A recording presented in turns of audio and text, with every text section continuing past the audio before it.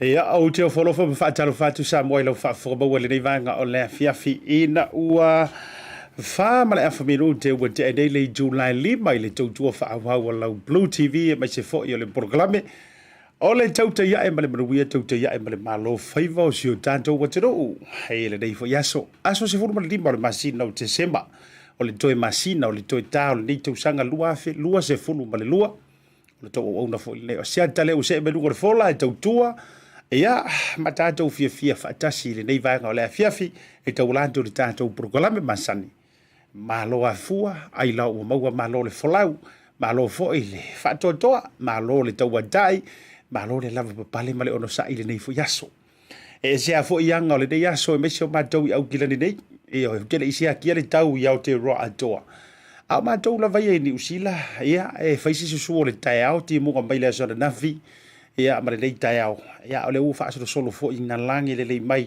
e na ua tini taunu mai le au uri ma whaasolo mai e fo i ia i le nei fo i afi o kua i ngā kaula ia e te lea fo i na maua i tātou le tua i ngā tama fo i le leo le tali iyo e ai te ia pi e tau sisinga mai ma le isu vanturu whaafo kama voi e le seki a mea umai le o fōringa mai ai te ia fo i le lupa whai o tau tafe le isu vanturu whaafo ngā Samoa ia ona o whainga o kua i ngā kaungai o le timu la ia e tahua fo i mo oe ia le tangata e tau whaalea ake le kimunga ia e tahua fo i mo lo soifua maloloina ia me se fo i o le tātou iai nei vai tau du la lanta ia so fia fa malo le folau Samoa pana tau sa mo tau whainga ia le ngā ngai fio o iei se whaamitalanga i betai ia ele o whangaina fo i se whaamitalanga o no o tūlanga o wala fiso o te inga le tātou proklame ia o ia ia Samoa o lea tunu mamala o lea tunu tofi tala tautonga e tala tofi lo tātou tunu awa o le tangata malona whaasino manga ia o le tangata fo i malona tupuanga o le tangata malona tamalianga whaatulo watu lai le nei vaenga o lea fiafi ia te oe lea te mafuta mai ia mai se fo i le pa ia o Samoa ia i le tāwhatolu pa ia o mamalu whaalea tunu o mamalu whaale tala le lei ai mai se fo i o mamalu whaale malo whaatalofa ma ofolo whaatu e ante o tau le nei vaenga ole afi mana ia fo i le nei aso ai mai se fo i o nei nisi o vaenga va ia tula fo i ia wa o le taimi le nei mai se fo i o nei vai tau o le soifuanga o tātou i le whaatalofa ia ua le ia se mea le o toi lilo ioi tau te le o toi whaatali tali fo ina le se ia tale ono sau niusa niusila fato a tau i loa ini me o lo tutupu ele pe fo ola so tātou te mili fale o loa ma e tau fai tau newspaper ma tau sa ili mai se tau su e ai ia ua sa ele kilo ma kua sa vai ua kome piu ka uma me uma ioi ua interneti uma ma international me uma ia na olo omi lava ma e swipe solo anga vale ta matau lunga lalo maua ni tali maua antu over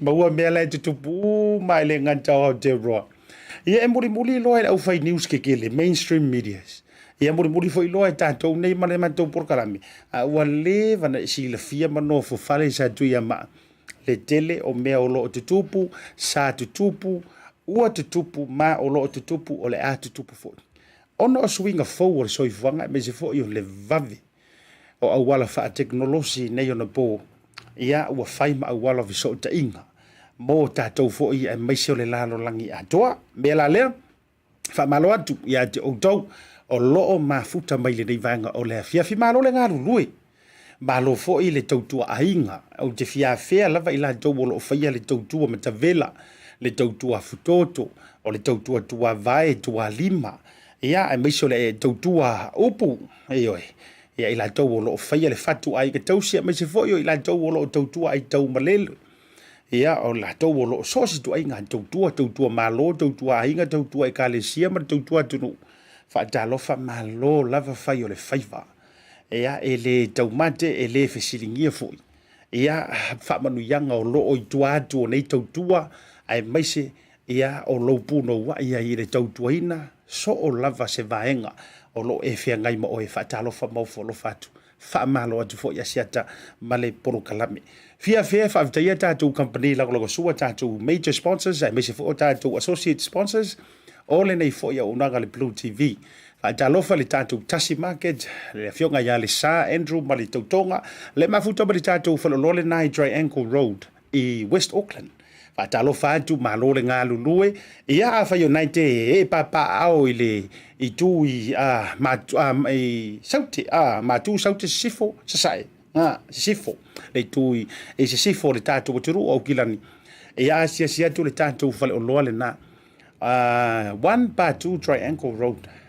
O le peia o le kona o Triangle mai ngai Don Park Road e te maua i le tātou whale o loa le nā so o se tu ainga o loa mai e tumoto o Pacifica i peo Samoa tonga mawhiti a me se fo i o Aotearoa nei a whape ma mau ia te oi na asiasiane i le tātou official le nā o i le tātou whale o loa le nā i Papakura Tasi Valulua Great South Road i Papakura mo sau whataunga ia a whaifo o ma mau mākou i Papakura ia o so ange i a tātou sa sae e le tolu super fitu Farrington Street i nai Glen Innes po o GI la talatana ia pe te wala au fu e tātou numero le nao le oiva ono se lau lua tasi oiva ono se lau lua tasi ia e te whaafiso tai ma taofi ai lau whaatau whaatalofa fo i le tātou Pacific 40 ma le talofa voucher nei vai tau o le pisi o le soifuanga ia pauale o le awala whaingofie e lafo ai le pepa tala o loa i so o lava se fale o loa a whapea fo o matua fufusi le taulanga ia pia e li lewa ngau mai Samoa oka e whaifo i ono ka fia ka whau ia pia ai te fiu e ke ku mai e te amata mai loa wa i loa mai le saonga fo i le sau mai moka e a whapea o le te sau mai le tu se sai e saulo i ngā le saunga i matautu le pasi le pia pak ma whaasolo oka le pisi i a whapea o le te sau atu i le tua ana e na ona e pasi a o Vaetele a maka fufusi mai lo fo ina le sau ia le mela le ta sia le o nanga i fa file mu nga le me a ko la va ma se fe fo lo tau walu ia pia ma lo tau sau salolonga ta lo fa vaucha fai sau pepa tala o loa ngai fai le lo ainga a o maloa nga fai le lo ko fiafi ai sa vale lo le fa o lo la fai po le la fa o lo le moi nai sa le o mua ia manisi fa o lo i potasi mai tu te telo le tatu tu sa vali ai o le na ufai e tui hele pepa tala o loa.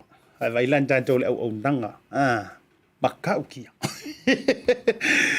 PacificEzy ma le lātou wā ngā luenga fo i lau nanga lafo ai tupe i Samoa. PacificEzy Money Transfer. A wane ngā lue anti oe so o se daimi e lafo ai sau se leni Samoa anga va alo suafa mo le se. E se fulu wafe tala. Iyo ele tupe fia tufa mafia manu malo ai ilanto malava ole ala foina ni olanto se leni mo Samoa anga va alo swafa e fa se fulu na faia tato se ina i tai lua se lauta la ile aso tonai aso ko nga yu matuale la saungi ko se ia pa ia le fa ngol nei tuzanga ia e tanga va ai no nga sia kia elo telefoni ia po le lava le wala nei te so ta ia i male PacificEzy Money Transfer ia e longo tu ai o e ua fa manu ina ia le na ia me se foi le tato unanga le Maota Samoa service stations in ai Vaetele fa after tele le unanga ele ngata o le utui no lo sa ia a o le tulanga foi le servicing o lo sa e me fai fo yo no la to fia e unanga fa mali lo to lo fo fifia e nai le pamkesi po le service stations in ai Vaetele ale Maota o Samoa ia mo fo le la to vale o loa ale supermarket ia e diafe fo it's like a one stop shop e faia ele ngata o la service lo ta vale ia e dia sia fo i la to supermarket ia wa fa taunga so o lava se taimi o leso ia ele fangalo i fo ile o nanga le Lucida Property Brokers and Realty Samoa ia le tau sala la le fa tau fale fa tau fanua lisi no fale lisi no fanua ma so se fautuanga e ma fai ona avantu i ante oi befa pe o le te sisila ia ma fa tata e toi foi ma le ainga e fa ngale milionga le le ia wa poro keki ma tulanga fa pena toi foi fai malolonga pe toi foi retire Samoa ia sila ina befa pe o le la walunga le fa tawina po le sailinga foi o se mota po se fanua fa so ta ile tau sala ia Lucila ma le au nanga fa amalia loto foi ia i le vanga fo yo le fiafi fa talo fa mo folo fa tu to telo ila tau ngore tanto por kalame i o ese to fine la le ia bea ia o to sile mai fo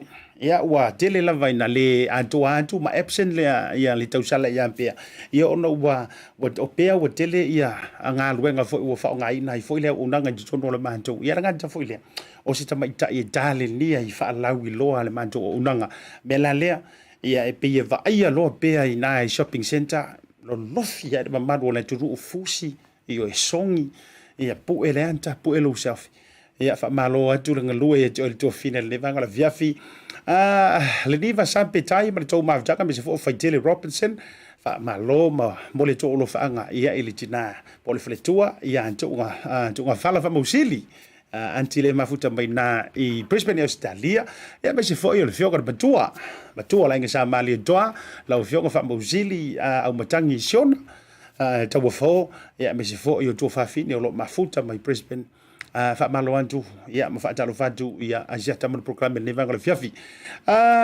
tupou mo e hofo laumau manumā faafetai le mafuta mai ia ae mai se foʻi o le paia o le aiga alii faatalofa atu foʻi ia tupua lau falilino fai masasa sulusi malo lava frit lei ataua faafetai le mafuta mai mai se foʻi ia seʻu tofine ia larisa ma le tautoga ia fepuleaʻi suga ia George ia ma le lofalo le vaga le fiafi e filio ma le tou mafutaga faafetai le mafuta mai faamalo lava foʻi le faatoatoa o le nai faaliga ia me se foʻi o le faamomo atu e le tatou le faaliga tāua le mai le lakapiliki e Samoa ai peitaʻi le la faamomomo atu muamua le tatou birthday greetings we're going to go first to our birthday greetings o le faamoliaga lea o le aso soifua o le tinā matua ia nana itangia faamolia atu le atoaga o le fitu sefulu ma le valu tausaga o lou soifua tasi lenei tagata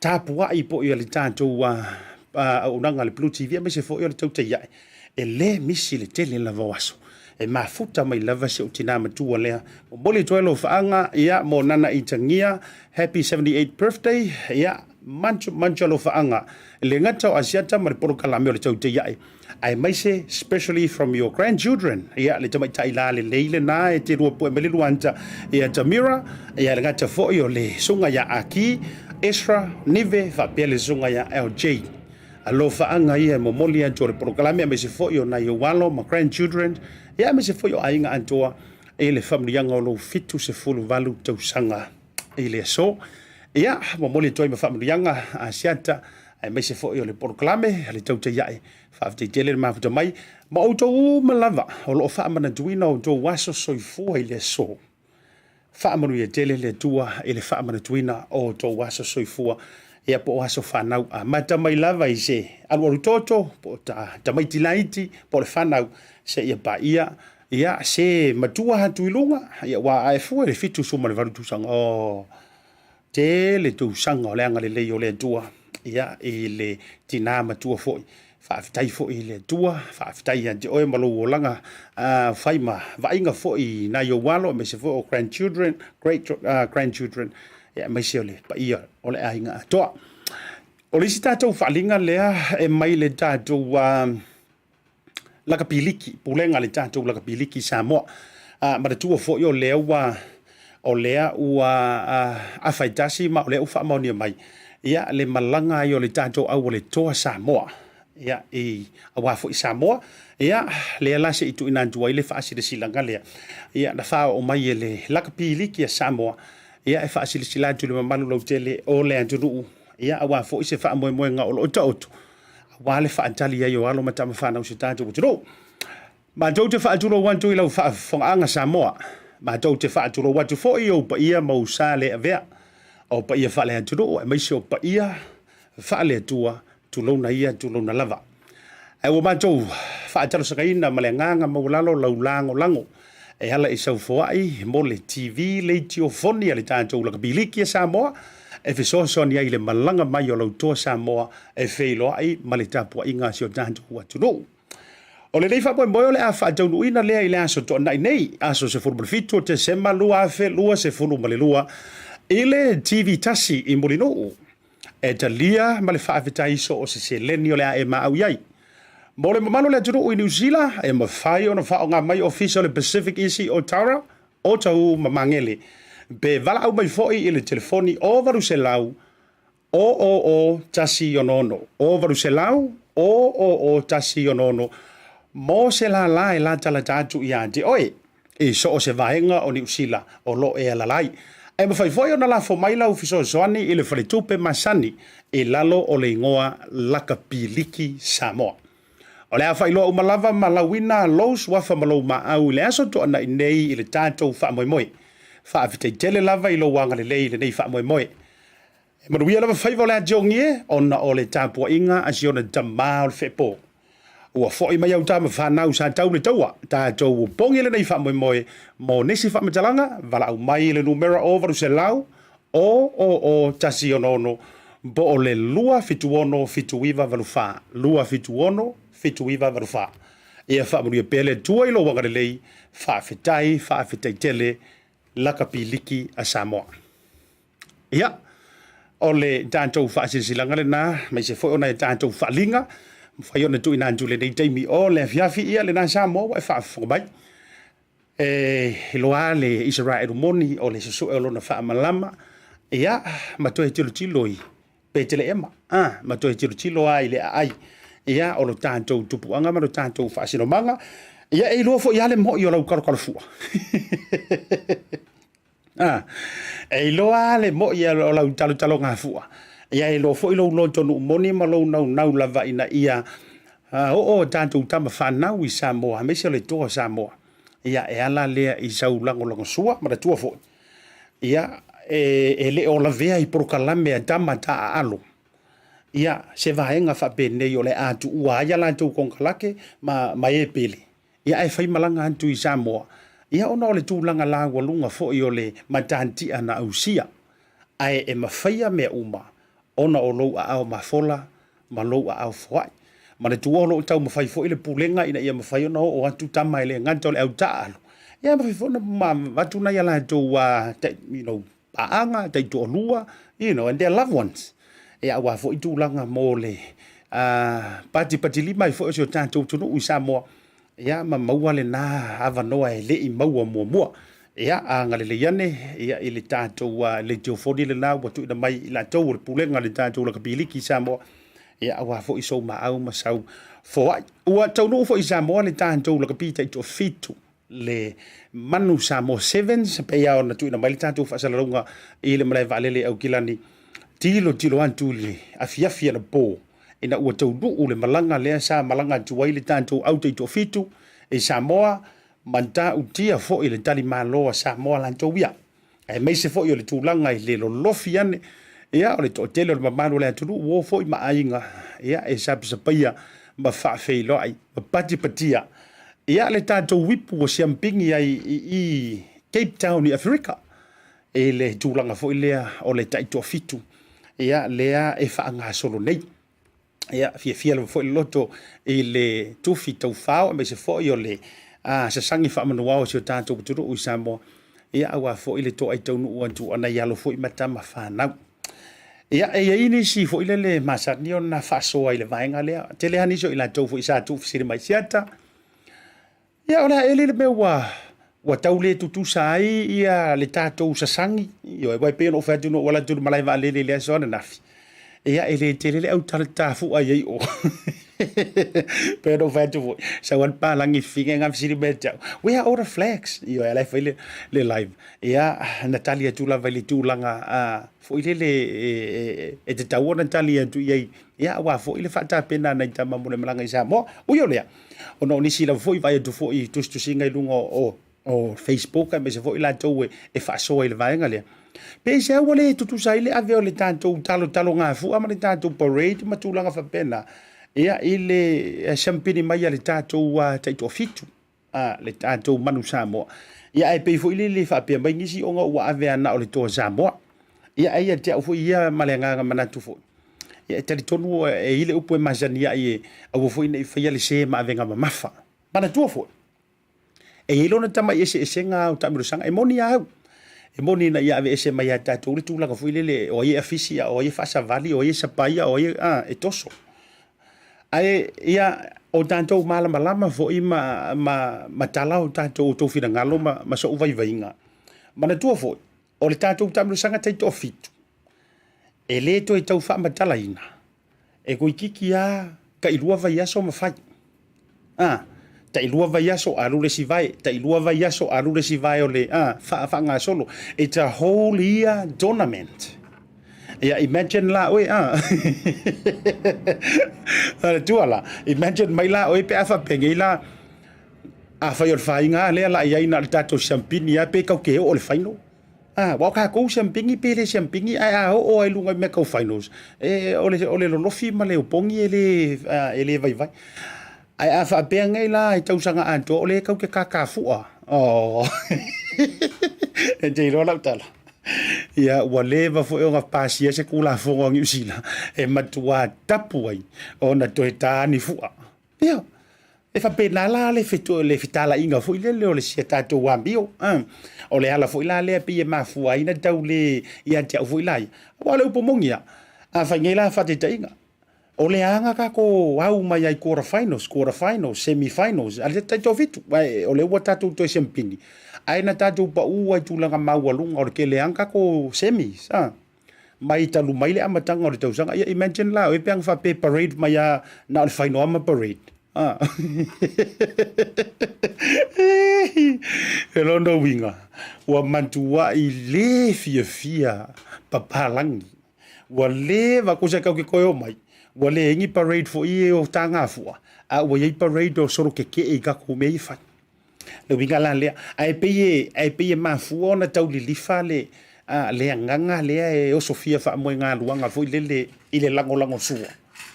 Peye o Sofia ar kamaranga. Ona o tournament ia le pie wha kai kasi kai koru kausanga. Para tua mai. O le liki. Every 3 years, Sawa. Every 3 years, 4 years. O kau ngalo fo i o le bumonia. O laki ale toa Samoa. O kai ka whika ke kau le forotele le liki. E peila pi o tournament ia pi e kau ke le ngā na mata na tuli mata ngau fo ile le tātou. E whailoa ia o mai whaakasi loa. Ia. O mawhoila ia toma. Ia tausanga fau. O lea. Ipo langi fo ile le yungi. Ia o le au te lo fo ile amatua atoe va ia fo in tātou tanga fua. Antonu ai talo a fua ia wai tātou toa Samoa ile o tu wai lalo le vaenga lea. Yeah, but not as papangu. Meri ngangor ka wiki mako isa vai. Not as papangu as. Pei fo ila le tūlanga ona he o isi tournament. E tai tolu, tai whātau sanga whatoa happen. Ia a whailai kau ke follow wha pe ngai le whaingor kai kofiku. E si u wai uma e ngali pale menge se si tau sanga ua pasia se tūlafono e matua tapu ai ona e te tatafu wala ngore poloka umaile au wala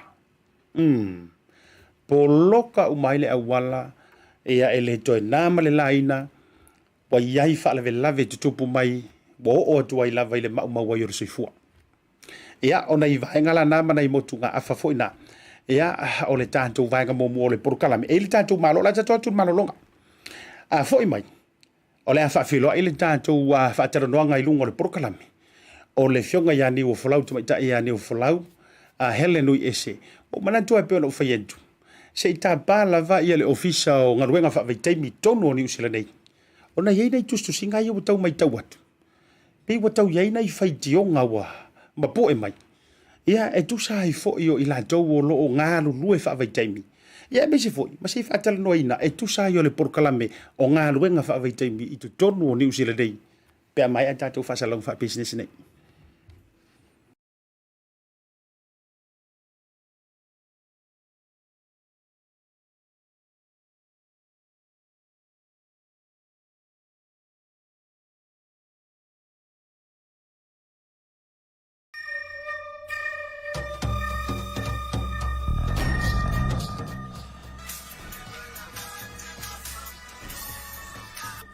Hello. Happy birthday, Yus! Yeah, happy birthday din ko makiva. Semu nga mo video ko ay. Among yo cross fanga mo makulong talo fakal celebrate cross fanga yo tamisina. Sorry, if you po. Sorry. Nga me kasi cross fanga o si pe po. Uso, fan yung ko kong member of fo. Yeah, okay, so ifo. Pauso. Thanks, sis. Send love to the family. Okay, bro. I love you. Love you. Manoso. Oh, talo ko welcome to Tomasi. Mano. Pe mo. Talo from Bacha.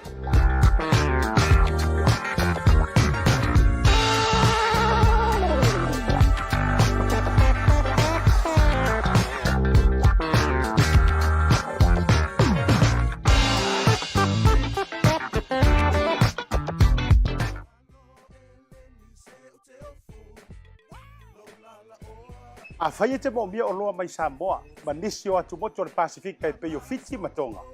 E na o le tasi lava le maketi te mo mia, le Tasi Market. Tasi Market, e le ngata I fua whatoanga, e maua fo'i ia te ma isi me tau mafa mai le moana. E pea ona uwhai atu, e te maua uma o loa mai atu moto le Pasifika. O le talo le te sila mai ai, numero tasi lea o loa sa palai mai le atu o fiti. Kako karongi ue fo'i ia soi. Maua foi le umala mai tonga. E le ngata I lea, mo I lātou e fia le tātou tama o le whae. E te maua umala vai Tasi Market. Ai whawhetu langa o whaalawelawe. E sa o le lei, e maua tātou pusa pisupo. Tu ainga le lei ia leo le pama. Le ngata foi lea, maua pusa moa, I so tu ainga sizes. Whapea foi la kako pusa siu pipi. Panse mai ngar ka pusa siu ngar whapule mole. Tai. Tama ia mo whara, la vergata foi leo pusa pepe, I le Tasi Market. E maua fo'i ipu mo whaalawelawe, in bulk I le Tasi Market. Ia le nā Samoa, a mai ala o na whai umalau whaatau I nei le o nanga le Tasi Market. Aua nei e tu muli, ai alofa I nei o tātou ainga I Samoa o le whea ngai Markoviti. E iai fo I le lātou o nanga ua tā ua le Migrant. E lafo ai tupe mo ainga I Samoa e le ngata o nisi o atu motu le Pasifika. E tasi lava no fuanga I te whai ai tūranga uma nei. Le Tasi Market, whale o loi Messi Road I West Auckland, a le ngata I leo papakura I South Auckland. Can you be my wife?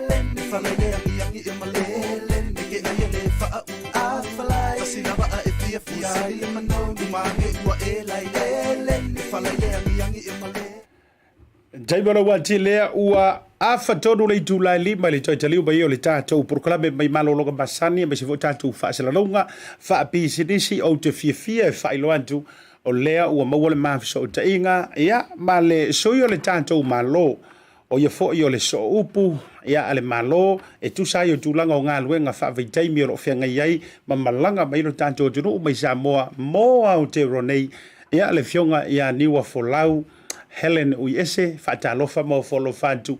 Ia ila ufionga tama whaasau. Awa foi ia ale fio. To whaiono ia e baise foi o lo la to lua ia asima pantu. Ia la le tai foi le. Lo la le matua ia tama pu mbonong ia manu ia. Vai atu le malu le nofo tu ainga ia fuata. Ia wala le mai lo sei lungo le ta proklame le vainga o le fiafi ma lo le soifu manu ia lo ufionga ne o folau. Ia, malo soifua ia o te whaatalofa ma a whailoa ia tu fo'i I lau a fionga le vaai malai ia po lo tō wha asiata le nei tu lao le aso. Ia, malo lava le foi malo foi le finau le nei aso a wawhinga luenga ia ngai malau a fionga. Ia, o te avea foi le nei a wanoa o te whaatalofa atuai le paia ma malu. Ia, o e o lo o whaafonga mai po o sila mai foi po kalame nei. Ia malo lava ia o tau sama whaingao le ale o atuai se leo lau au na whatau waa. Ia e tai tonu o Samoa o le atunu utofi o tō whinga mai le atua. Ia e momoli atu fo I le neva noa e whatalo whatuai I le pulenga. Ia le BluwaveTV whaftai lava mo le avanoa e mawhai ona a wai ai fo I le nei tangata I le eise sao ia. Tono le pulenga ia ai fia lava pe awala au mai lawa fionga Asiata e whaatala noa lau. Nei tangata I mata upu lo I ai lava le interest a New Zealand whapea foi Pasifika. Ia, malo langi mam, mai soifua lau lei. Ia, tāte tau whaitalofa I le anga le lei o le tātou matai sili le langi. Le fu sau le vaana tiu tau mai le vaana tau au le whaepa, whaavatiu a au loloa. Ia le tāpua inga mau o seo tātou turu. E pe ia o le vaa o loo ma maulango a folau le nei vaenga o le afiafi. Ai wo vai antu I lau kirisimasi. Ioi, na itu antu o o le tafa atara noanga au le mai lau kirisimasi e fallinga mai ua matua antu mu lalo I ne mea alofa. O le nei aso, ia me se fo tapenanga, o mai le nei aso e me se tapenanga antu mo aso fia lau fionga ne o folau. Ia, pero whawhisiri se o toi me ia toi tua lo ko meni lena mai lau sei. Ia, o sei ia tangata e whaipe ali e se tupe. So, a mana ia se ia le ia se la ngonga le se tupe tono le ato te nei ia mana ia foi le la au ke wisi masi ia au ke wisi masi a shau tama ia ke minei ona le se tupe le ai masi me alo fa la le masi ia fa sai la le li o le ai mau le ola ia matati tau fai fa malo ia wa kusala ta wa vai mai fo ia vai mai la ula ia o le mentua me tutu ale ula ia ai o le ai te loe malolo o mai si au te whenga ruenga ia le kibisi masi mare tau zanga fo ia ona o le tau watina ina la vau ai nga ui o lea ia whaftaira ngana leo le tua o amele tau ia tatou whaisiti mungo man tau ai tatele ioi nei vesili o te i lo fo el to telo le atunu upo amele tau nai hasting ia sala ia I guess o le o a unga lava ia climate change ai aso mana ai susulu matango fiele la ia ai fo ia so pela o nei ia fai asina timu ia te me timu ia foi te me la fia ia ai que se mana o mia foi le timu ia so fa pene e me se lava te me fainga luenga nei tam au fainga luenga ia mana o mia lava tina malulu ai asa la pe o te me malulu ai balo fa la vai le fa no ino lu te mila u fionga ni wa folau se i tala no nei nisho mata upu me se foi ma fa ilo me foi tu langa lo ia nga luega fa vai te mile nei vai tau so fonga ai o te fia mo antu ni fa fasili e tu sai o ni vaenga sa vai foi me so ni so tu singa na tau to mai ai le la foi vai aso o tu na ia tu mai nei vai aso e winga foi le e ni nei tau fa sea fa pea na maua mai ni sa i linga te le lopo se komiti po ila tau fo ye pa ia tūlanga fo ile ia te tau wha tangata whai ngā luenga. Ia ole alai tau sa wai tau te i fo ile whai tau wantu ma le vainga fo i olo iai. E mai sea tātou i ni usila nei. Whapea o lo o iai se whainga wha ale tatau po se tūlanga wha ale o ato le lei o na treat. Ia mawhai ia tūlanga o lantoa ia tau mō tangata e o mai ngā runga whawai taimi. E ise whaamoni angon vanga lea, ai mawhai fo ona e whaalau tele lea mata upu whaamoni mōne Niuafolau. Ia, whaftai mo le whafsili e tā ua tele le tā upu wa e la ngā fo i le nei tū la asiata o nei amaunia o le iai fo le iai le tuenga. Pe na e moli mawina fo i lunga i le media. O le whaatino fo i le Equal Employment Opportunity Commissioner. Ai au se ngā ruenga lava ia a New Zealand. O lo o whaatino te minei i tutono New Zealand. Ai ua au fia ai fo i ma whaavaitaimi po o Migrant, Labour Migrant. E lave ai fo i ma RSE tonu lea. So, o te tala noa sa o atua o na loa e whafisiri mai e ngā fo ina ia malama le pa ia malu o tātou tangata i le tūlanga le tūla i mai o na watele lava le negative media coverage po o tele lava vaenga wali A'e e ono whailua mai le le o tātou tangata. O tele fo i o lato ai a te tau o lo o whesilingia. Ai, e le mawhai ona o comment atu i le research lea po o le li poti lea a le awhionga fo i se tasi fo i o tina o lo whaatino ina po whaafoina. Ona le i o mai a temi nei le komiti lea sa ili le Equal Employment Opportunity. Whaatala noa, o te tala noa atuala ia Samoa. Ona multi la fia mantua fo ia iwa Pacifica, tunu Pacifica o lo tonu i le pokalame nei. Ai e o mai temi nei ma whai ona whaamaonia atu. E le iai se fsota inga.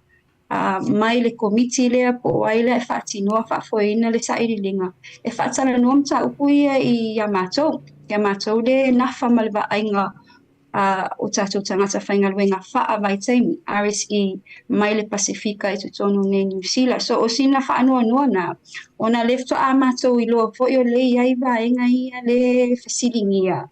A ele mawhaiona mātou tali atu fo i, po o mai a mātou mata upu ia po uma foina soala upu le mawhai foina mātou whaatino se ngai o inga. Ina ia whesosoani atu ai fo i le au whainga luenga. E whainga tā ona mātou whaatino le mātou mata whai oi, pe a whaape le mawhai ona whaasoa mai a mātou. O le nafa malwa ainga soala puleina o mata upu i le vā o kampani ma le au whainga luenga. Pe o se tali pupu atu na i le tūlanga lava leo le research po le lipoti leo wai ai e mawhaia ona tātala noa isi vaenga tua atu.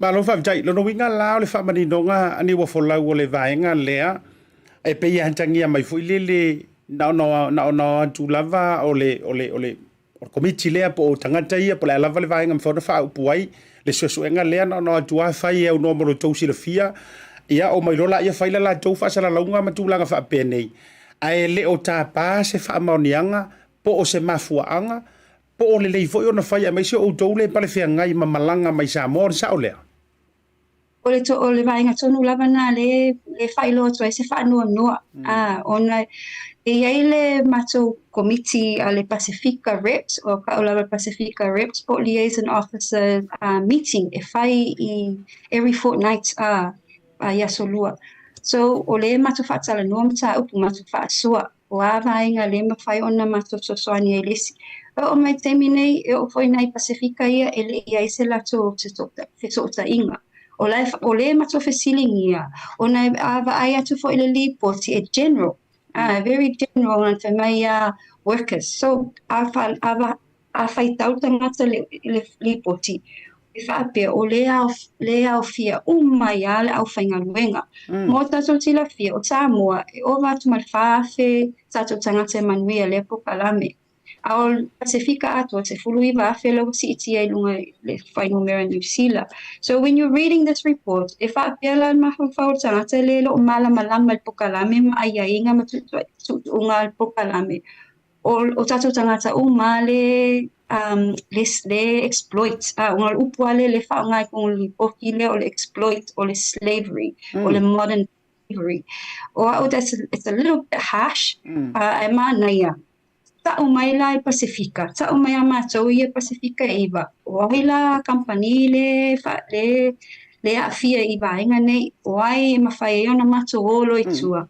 Wai fantasy malato le mo le information le itua.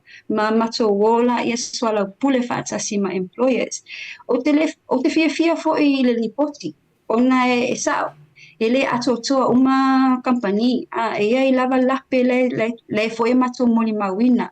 Ai ole manai ole mato iloa ia mato oi tu tonu company nei no fo fa leila lo swala pule mata upu ia masosoani fo from a cultural and from a Pacific lens so mato leo mai Pacifica ora awala mfai ona fo ia ai o mai termine Asiata nothing so ele mafai ona mato act on allegations for act on findings for act on o vainga leila to no fotila fia elato ona o mai terminei le faso mai sesia mato alo fa tai manino le vainga le e ile upu masania ile tunu o le lo ele tangata lo na se vanga na ua e tala no ia o le foi lau tau fisiliet lo no winga o le pongisa le tau ofisa ta tau mai Samoa me se foi lo ngafa ele o sila fia foi la employers o la to sila fia foi la le vaenga o ta pa foi nei tangata su ma fa pea ku employers o le mele le fa le kongu o ko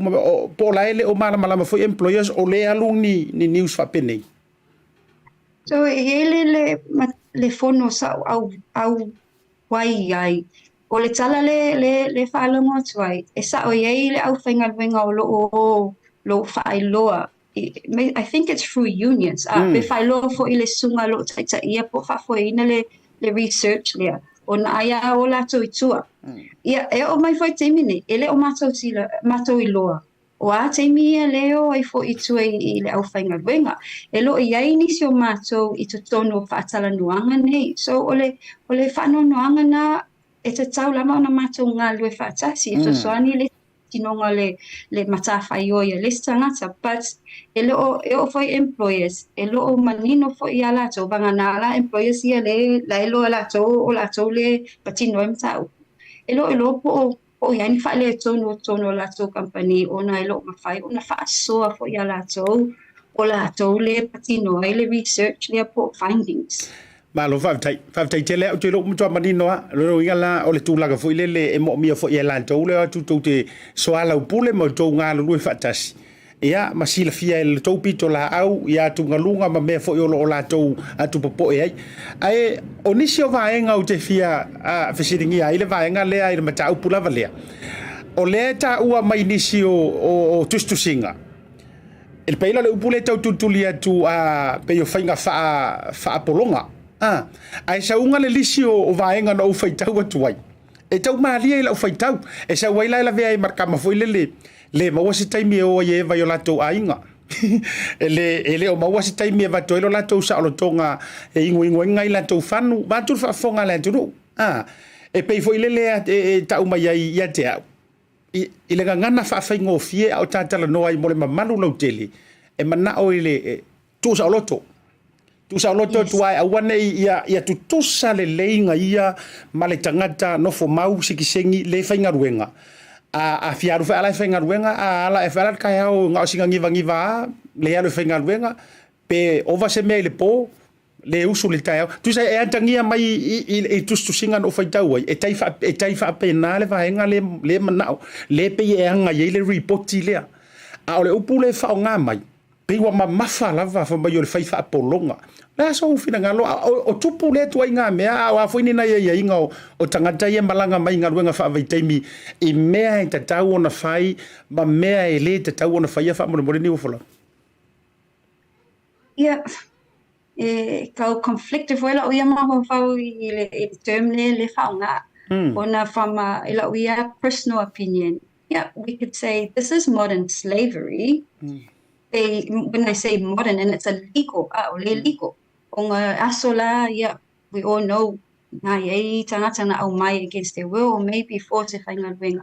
Ole ngalwenga lea po le pokalame lea. Ole o tanso tangata le fi o mai.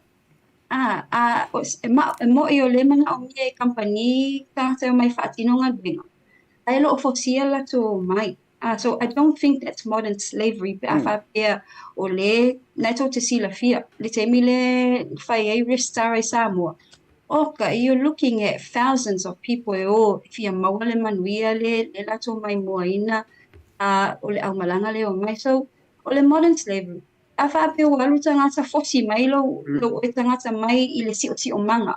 Le sa le te whana wai o lo e si o manga. Fosi mai o Samoa. Au mai la ia i whapolonga oi, you know, ai le mau tutongi. So, ole o whapolonga. E whainga luenga au noa ma se tutongi e maua. E te whainga luenga au noa ma se mea ai mawhai, ona e tau mawhai ai. But I know what they mean, o cases. But, peo no whaulo atu ngomwa. Whawheo na matou I loa, pe a whape le whasoa mai a matou, o le vaenga le tutono Hawke's Bay o lewa apa mai mo se sotoani. Pe mawhai ona tātou o swala upule. Pe mo ila o le slavery le whaatino tonu le company.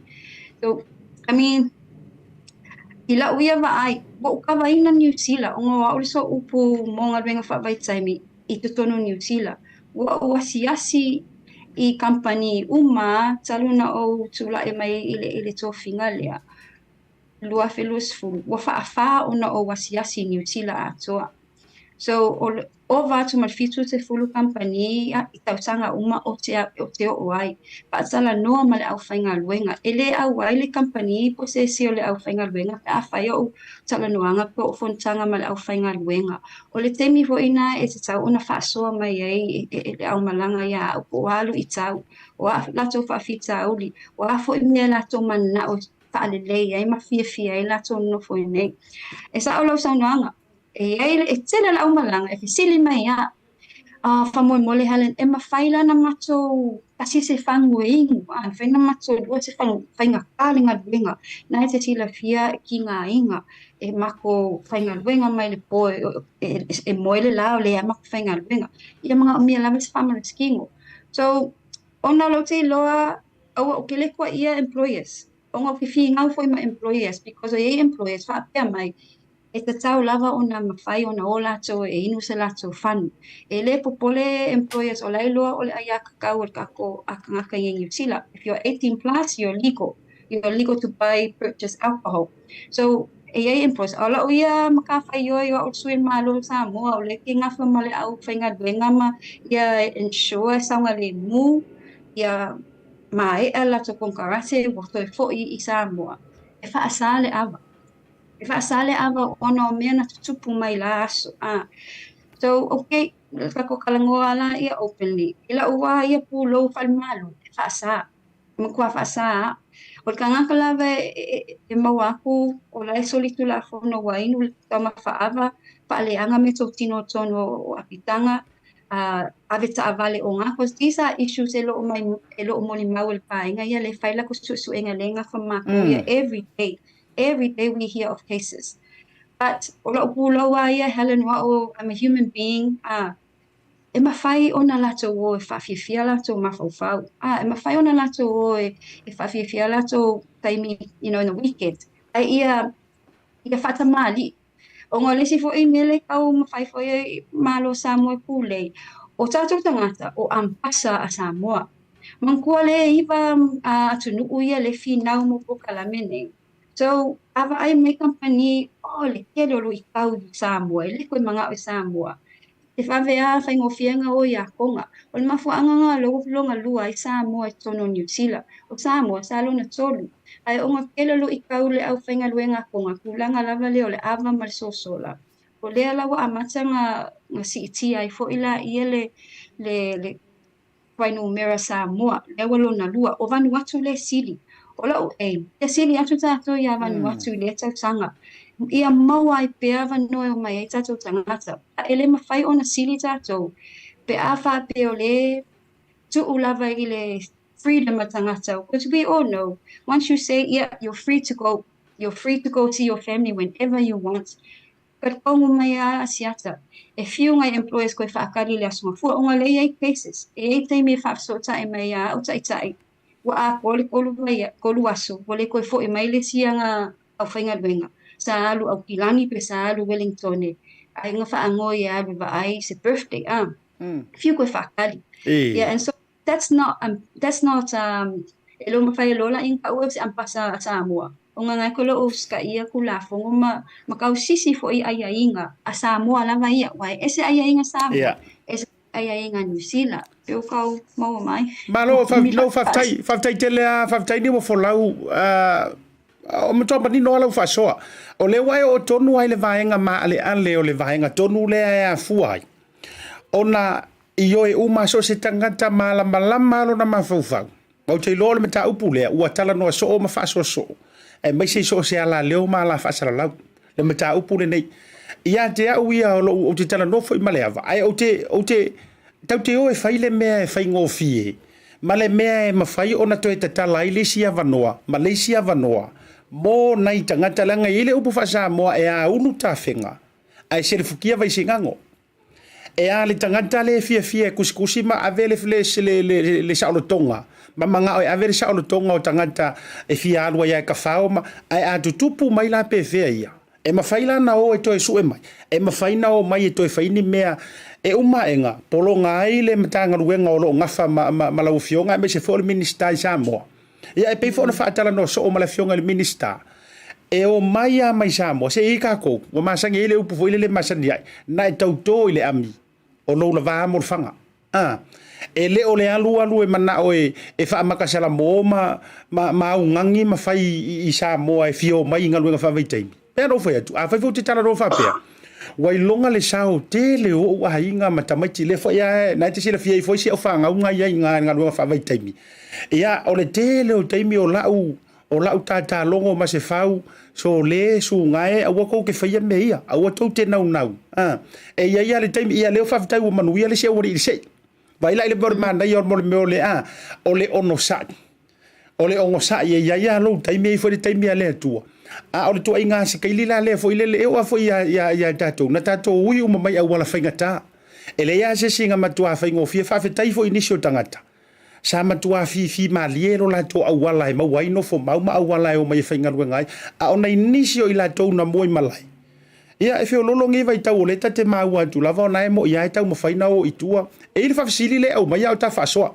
E ili whawhisili le au mai lunga wha mai whamole mole asia. Ta se whisili atua ia i le feo ngai Niuafolau. Pe sao le tūlanga le whapea mai ua whasao na koe kuka e tangatala na ia lava mea ai. ai ua fa ua i fale inga fa singo yo ai kipi foi le pe foringa moni awala to mo wai tupea a kampangi ma e fa moni nga le ai sa no vai foi tu singa le ia e foi la ufa longo le nga va inga ai fai ono fa so at fa mo le Asiata i tūlanga o ele tasi se ngai o inga e fa tino e va inga yo me tau mafal au malanga e ai employers o normal die o le au fainga denga e ai lava inga e hire mai chefs au kuka kakalongola i le company le a Mr. Apple our biggest Samoa's biggest employer so o Mr. Apple e ai chefs mafua mai o le whaonga o tangata kuka o tangata Samoa ona lai malama le Mr. Apple au kuka ia lai lo le lei atu inga mea ai mea tau mafa e fia ai tatu au whainga luenga e malo loti ai foi sa whaonga chef sa papalangi before ia ele fia kakau e ai mea i o whalawa alaisa me whapena e mga amia le heavy food ni se apa whapea mga ngapa mai o kase le alu le aso e piki alu aso whainga luenga mga amia le heavy food so o ngai kukala ia whai ngā o le tina okay e 5 tala ako faso ai e 5 tala le tupe e totongi e tangata lea i le vai aso so o le tolu te 5 I think 25 e alu i le totongi wa one of the vaenga e alu ponginga o le chef o le si vaenga e whaakau ai mea ai mo le vai aso Monday to Friday o le tina la e whaatau o vai mea ai mo ia e no ikau ai si ia so mo le kalo o le chow mein o sapasui o le alaisa to koinga me fa penga nga me ka so yes e ai employers e fa pena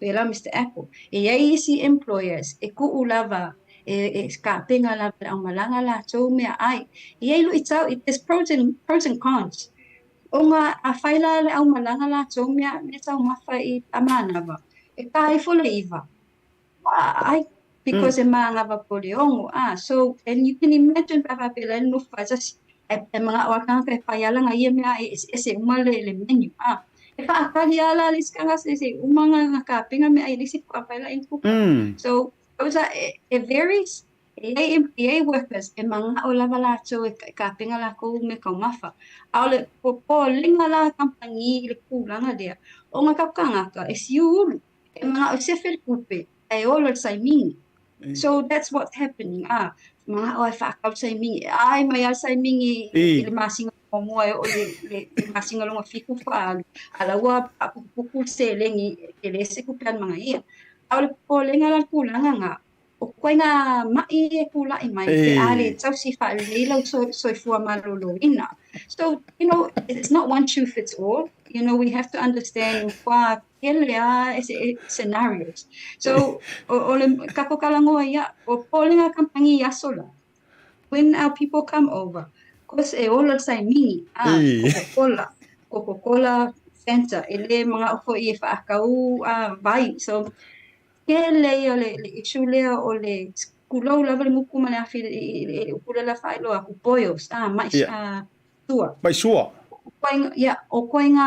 koinga mainga o le kingo nga o le popole se fele kupe ai le pa le ngi au fa le me ai pa le ni po vegetables so ke se kalinga ku aku la wa fionga sia ko ko mali ina fo ile le suiwa Alo e a fono wata va tu foi va taia foi wo ma wala le na la yo au e o sofa ai o le faulo se issue e se vai nga la vai ma fai ona ma wa mai se fa matalanga o no la ia le reach out se si pe la ia le mata u pota tala noina o le matua mala mama manino fa maninonga se o ko foi ke si ai tua e fa manino lo no winga e le o fosia o a mea makua kapu nga kuka sa mea ai e leo ia se fosinga fa malosi o le na mea e pe e tau atangia mai le totele leo te vai atu tustusinga fa mai wa oi isi wa makua fa sanga ko fa kauira ko mea ai pe foringa me wa totongi tupe ai ale foi la tatu tau fa vai e lima se furuka la ele vai aso io ai o sa onga le vai ngale e ia isa o fa Italia e te tau samia ia o ia makuka lau me ai pe a fa pe lo la kuka mai ngaluenga you have to follow that. So I'll just correct what I said before. Ye whapoponga. So sala. So a whapea ongo le majority wa mali lie. Yeah. O le a tino whapea o le a tipito li matfultala. Le mawhai le company ona whapea ia pase fulu pasene e o lato e tapena lato mea ai. O le si ono se fulu pasene o le a tipito li matfultala. No, e kasi ale le application. Onga lo ma lie le majority. Tipi le limas fultala e tapin naman tanga le ofisa o le company la to tama tanga. However, e sala foi le tupe. E ele si company lo teilo se lau mon tupu le se lau los fulu e le tupe to tongi. Ai e la vea ai le breakfast, lunch, male dinner. You know, that's 120 ile vayaso. Ile vayaso. So that's breakfast, lunch, and dinner. So el company le si company ese foi nga le lunch male dinner. So you know ese pa mana ya ese yo se aso tau nu uta to fa mo le fa pete asi mai la lo nei. To la e tua. E o foi te mile fa ita mo tanga la malang. Ya ta so asi po ato ina me ai fa le po male po. Maro fa tai le la o matua manino lava manino yo fa manino nga le fa tai ele o ya la se vaenga na ese mai lo fa manino nga mo in fact o le wa dili mana ya ile fa manino a se lau no se fulu kala to me va yaso a ko ai o lau kupe nga breakfast lunch dinner so le se un fai o ko ka wanga un fai o ko every apply ya ku ngaru fa vai kai you know Asiata ele mafenda tu fa malie ina uma tangata. So aile io mai fo i so fa popo atu aile io mai le amalanga ave le comparate ale tangata le malanga mai ile matanga benga pisinisi almanuia malaipa. So ola to le fa fo ina le fa malama comparate masaini comparate le malanga e ai va inga o deductions tono comparate.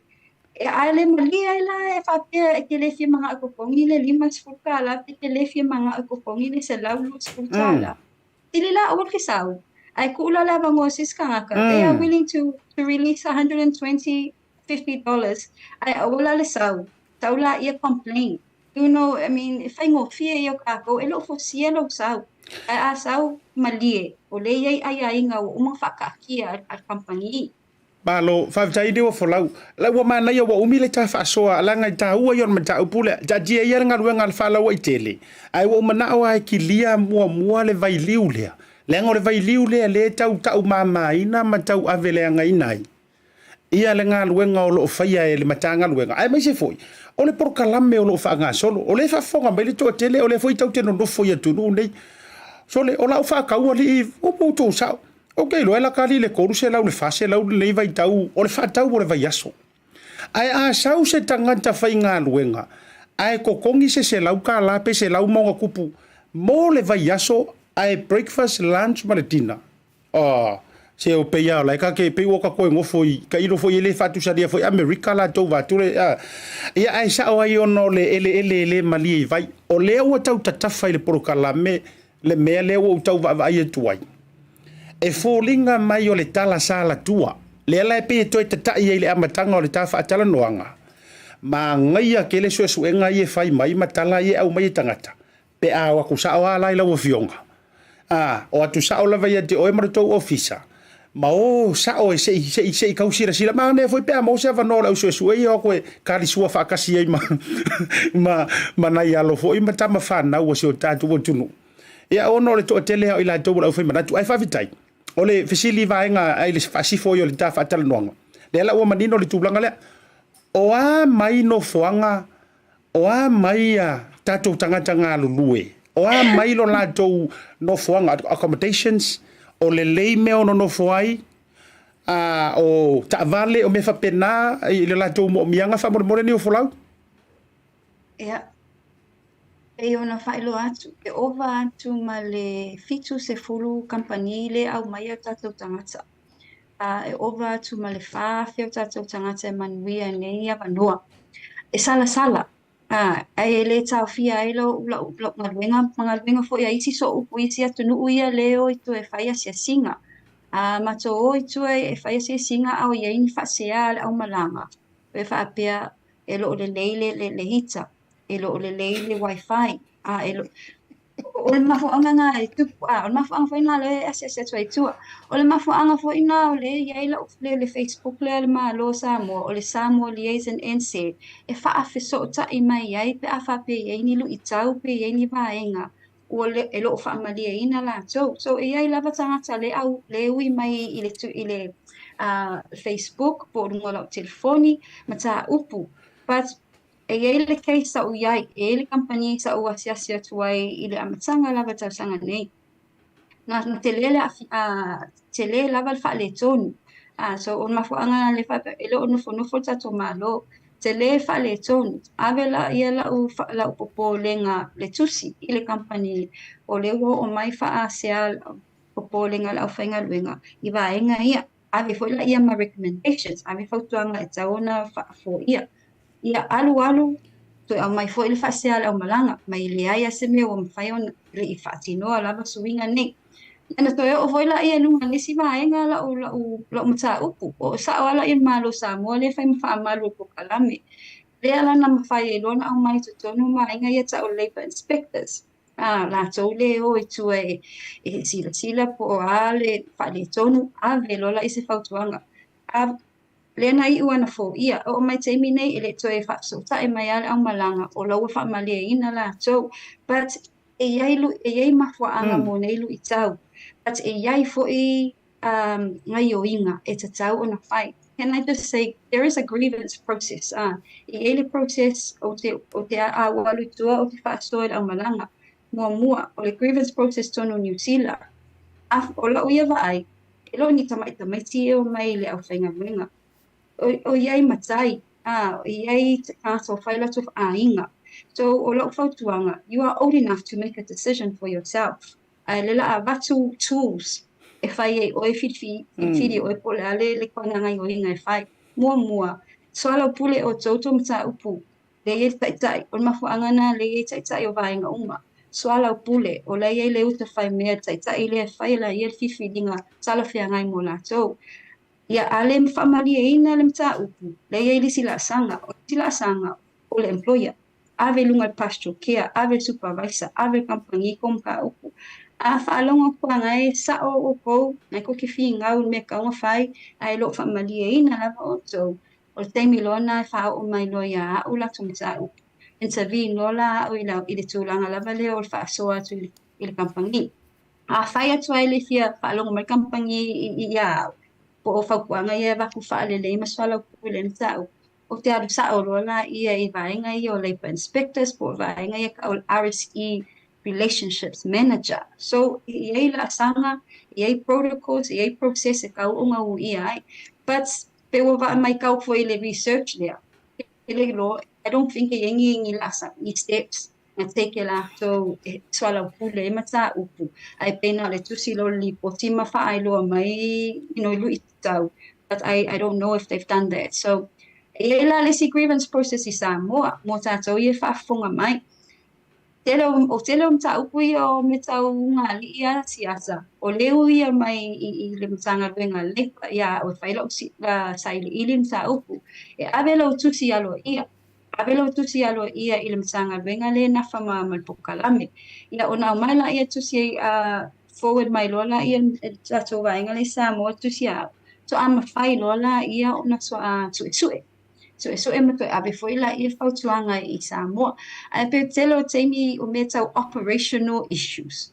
Wa o ai lunga le afionga I le minista o te alofa fo wa alu le teimi le afionga minista I mata upu ia on a sala pule at the ground level. So I think people just need to know there is a process, and I think all mafuanga o ifo ila fiunga minista, ona maybe there's lack of confidence in the process le ya tato matanga luenga po tato malo. So pesi na faasuana la fiunga siat. Malo fai ni Niuafolau manino malama. Iyo se vanal tanga dai e filifili le fia malama. Ia ona le malama ia e peana vetu. Ia ole le malia I vai. e fiwa fo i tau fa sulu atu a faia o loa fina ngalo mari tangata le fie fai o le faitio o le fasea ia o le tomumu fatu fo ia e fainga ta la ona manino tūlanga uma o le ua whaafonga maua Samoa o isi o le mafuanga te tau ai a fuai o na kuka me ai matutongi fo i lele ai kuka whaakasi e company o se fisoso ninga ia ina ia maua le taimi lava le taimi malo lo e manava mai leongo pe nga afai ku la e umai na fa malu va tu fa fonga Samoa fa singa lo ku fiafi ia tiririn lo lungo o le lau ma fai tau maftanga ia fa tiri ele o foi mo le ai lisi aso ele ia la se o le tupe la alu nga ia o le ale me a maua nga o le ai sai mingi ia o le manatu la o le ai nau o e se fele tupe a wasa mo ai fa polonga i lo tino wa e ngase ia o le ale ko inga malo sila maua sai mingi aso ai ao uria fiafi kai ao uria fiafi ia o le ala le ai fa tait fa ni nonga o la u fesili e tau lu e fai o tuai ta fa tera nonga fa mo Niuafolau o le o tau maua ia to tele ani sio ila tau fo yo le fa tau ta pena mai monga nga fa vitai mi ale na tau maua mai tala mai Samoa le verso tene e pe e atangia mai o le a tau yaini nai vasa i o malanga mai amatanga o tau saka fo po le sa o le fa mo le ana o se vai nga fa lo tele le mata upu le fa mo ia na fate ia fo ilo nei tangata i le tūlanga long fionga Asiata so ai o se fai unga foi al tatou kapineta al malo kapineta ia ona mantua foi o le ilo Samoa le pukalame ia ai o le fatala no pea so masalo ai o se lato fai unga ona se I fa wau pele le longa o le pukalame ia le wata o fi ele malanga ia fa na tu o mai ia January ia o telo o mai tau wina foi o le a tonu ale ia le mafuanga ona lo tfa longa tua fai tau fo I vaenga lunga a penga ta failangi o fa apea o iai nisi company wo atu sa o ala tau o itua I nuu e recruit ia ai o la o ia I loa o le fai loa mai company ia mātou o le longo le mtanga ruenga le va aia o tangata ia le fia o mai ia awhapea ia siasi atu I Samoa e longo foi le company e longo foi mtanga ruenga so I'm not sure but I guess that is what it is ia e tātou lango foi I le fai unga le tātou kapineta ia po ai foi ia I te mafua anga tatau o la wata o fi ai o toi li liu ele tofa ia mata o fi malanga ia fa tu o mai January ai o lo te loa o le ta pena lava mtanga venga sisi lava pepa se isi pepa toi ave foi kapineta fa mole wala lo ai ia te liu tofa ia tu mai pela vanua I nai company e fa au mai la tangata because I think it's only 54 ngale lima sfufa tangata le wa afia ai le o faina o mai pe fa wa pe fai unga le okay o te mana o te le lope pe o le mo mai lo fionga le vala o le fafsiliale le mata upulea ale ai le faina ai ono le fa le o mai ni si fa fela nei tangata fo I fa le o mo wala to visa le nata pena o mai e ono fa afia ina I visa fa ngaruenga ia pe o le fa Taupea ia ola uia fautuanga ia tatou sai pea I le fai unga le wa au mai le malo kapineta o te le ola uia va ai ia tatou ngalue fatasi e lopo ia ni mafuanga po se mafuanga taua ia wa toe li diu ele tofa kapineta le tūlanga ai o te ola te iloa o le ta pena le matanga venga e toe ave se isi pepa ia mawhai ona toe ta sanga le kapineta mo sisi fai unga ai mese lavo le ke risi masi ia o le anganga fia ia o le o whamanuia mai le atua pepe fo ia malo vai tele lo taimi ia o o ani fofanga o le asofia fia mo fo ile no ne la fo tu te wulu ngomba ia ma fa le o ia nei te wole tu mo wasi ta va no ile nei tausanga ia wai lo tu ma le tausanga fo i ta va no ai ma sa no na mau ia e batu le nei la e mo li o lo fanga ia ma fa ma duanga fo ia a war kirisi ma si ma tausanga fo e whaftai Asiata e mamoli atu lava alo whaanga I lau a fionga po lau tō wha ia foi le pūlenga le BluwaveTV ia mole a vanua tā ua ia e mamoli atu foi alo whaanga I pa ia mamalu o lo o pafonga mai e me se lava le au whainga luenga po au malanga o lo o mai I ngā luenga le tū mau e au fia I le RRSE pa pia foi le au fasimanu se tū lo ia mana I tātou alam whanau o lea lava I nei I ngā luenga mata a ka muta po matata ese a mole o se tu alalo o le tatalo a fa to fa fine ia fa pe foi soi malo Samoa ia tato faitete ia tato fia ia manatua o le kerisimasi e fa manatua le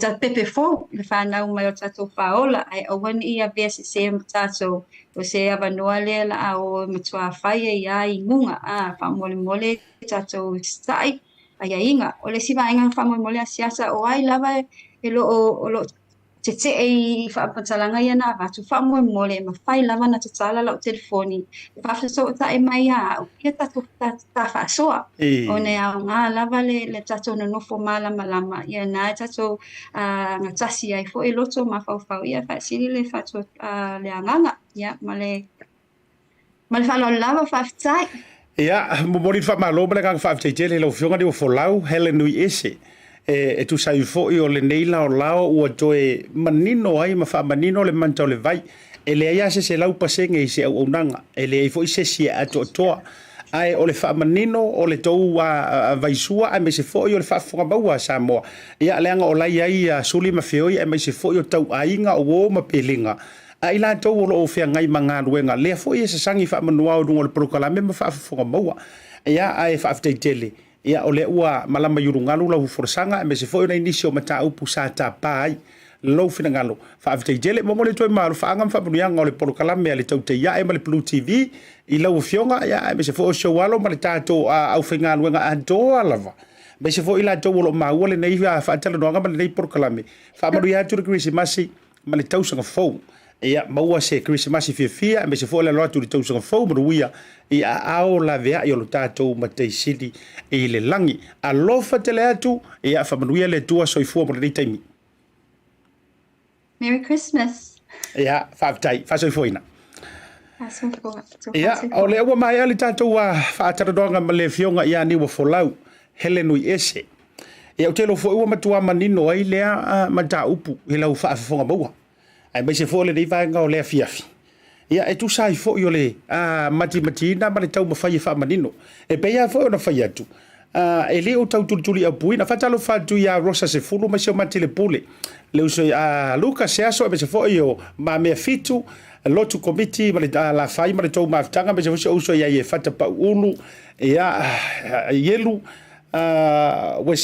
wesilani le mafuta bai fo il deva con la fiafi auto uma ioi sunga ya Johnny kau fa pa ulua me Johnny lunga o tatu ioi ya na no enesi pa ulu malo lava fa taile ma vita mai na no to ta longo ma se fa e fu disi taimi o te lo fu lai te no na wale tau tongi mai o lo manatu sai ma la lo manatu sai fu le i la to ye kau mai kau makanga nga nga fa vita mi ai tau ngalo ya o tau ngalo ya o tau fa o tala lunga tatu por kalame se ole se o ye to fa be na le wanga grisi masi ya avia le fa do mayor pepe fo fa manga lo inga yo uso ya yo ai yo le fa talo fa fo ile dei vanga la fiafi ya ile to fa be to faiva ia po le songa ya sua va tu fa le luo le to ainga ia po le to fa ya se ula Lawrence Ajing sua se ula Lawrence Ajing me se foi ia o le tato se ula tatau ma le tātou pisa a talofa mo folofa joy le proklame ile nei vanga o le afiafi Johnny finau mai se fo yo jo fala vau fa te tele ma fo mai o tātou ia si tatau ale tulanga o le vanga le fai lau sala Lucas ai sai mingi ai tati tatau ala le vanga le o manino mai ai pe no fai atu no fai tau atu le inisio le au mai ngole tala le foi le so engale fa mai ua tau fai foi le whaatangata o fa mai ua kau fai whaatangata polonga le whainga o kangaka i ngalue whaavaitaimi ua le mauana ia lentou tala no foi maleava e le afia fua matangi pea no fai atu o le to te le lava wo mapaanga mamai le tatou prokalameo i la tou o lo whafonga mai o lo ingaruenga whaavaitaimi so ngai tai team leaders ya o uma lava tai o vaenga o managers ma me fa pena ya le mala ya ai ka ke li loa po fo io so mai ile au fa pa ulua le tele na fa pa ulua ina ya le vaenga fo ile mele mau ile tele o lo free night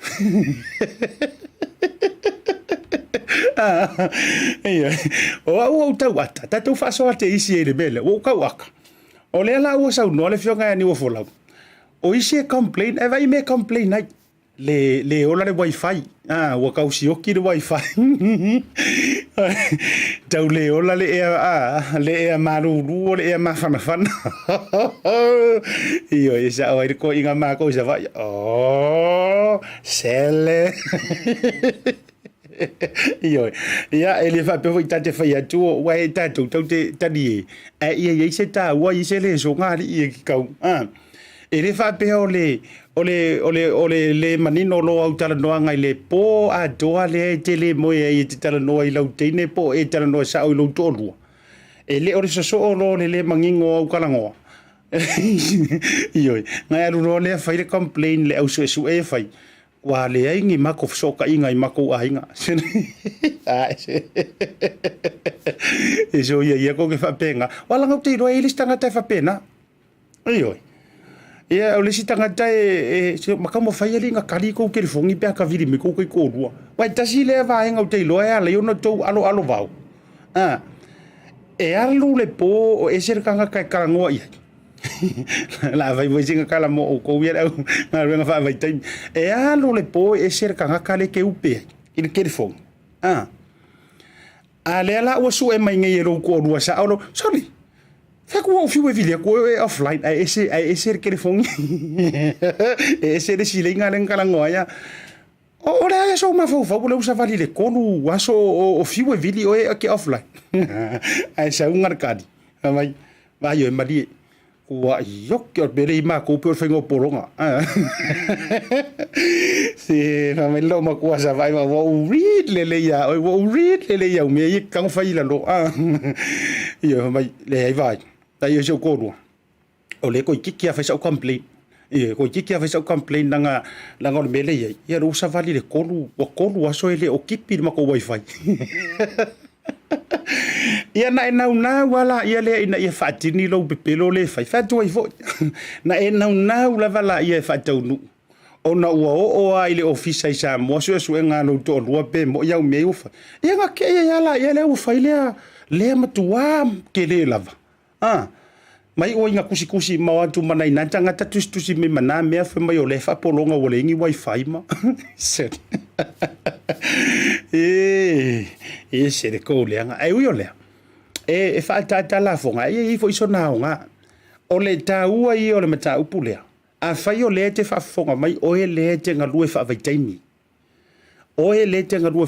a fa yo le te fa fonga mai a o fe ngai o e mani fa fi tauli a le nga mangingo yo so no nga Niuafolau alu mo ilo team leader e skepule nga fa ngai there's a line of authority alu mo e ka ngai ka ier ko vaenga po le alava le fa ngoanga po capking po le forming po tai po le alava po supervisor fa o mo ye se fa mo le wa sa vali le koru fa so tu lo ele o le ia mato wa ia moenga vaenga mo te mo ai tu lo e ka ku fa pena a e alua tu inga ele o madia lo to wa o male ele o yese me o faia ia me i lunga i le skepu le fai mai me i lunga i team leaders a umanga e me ia i le awala le nga e le ai lava ia vai leng fa mai loa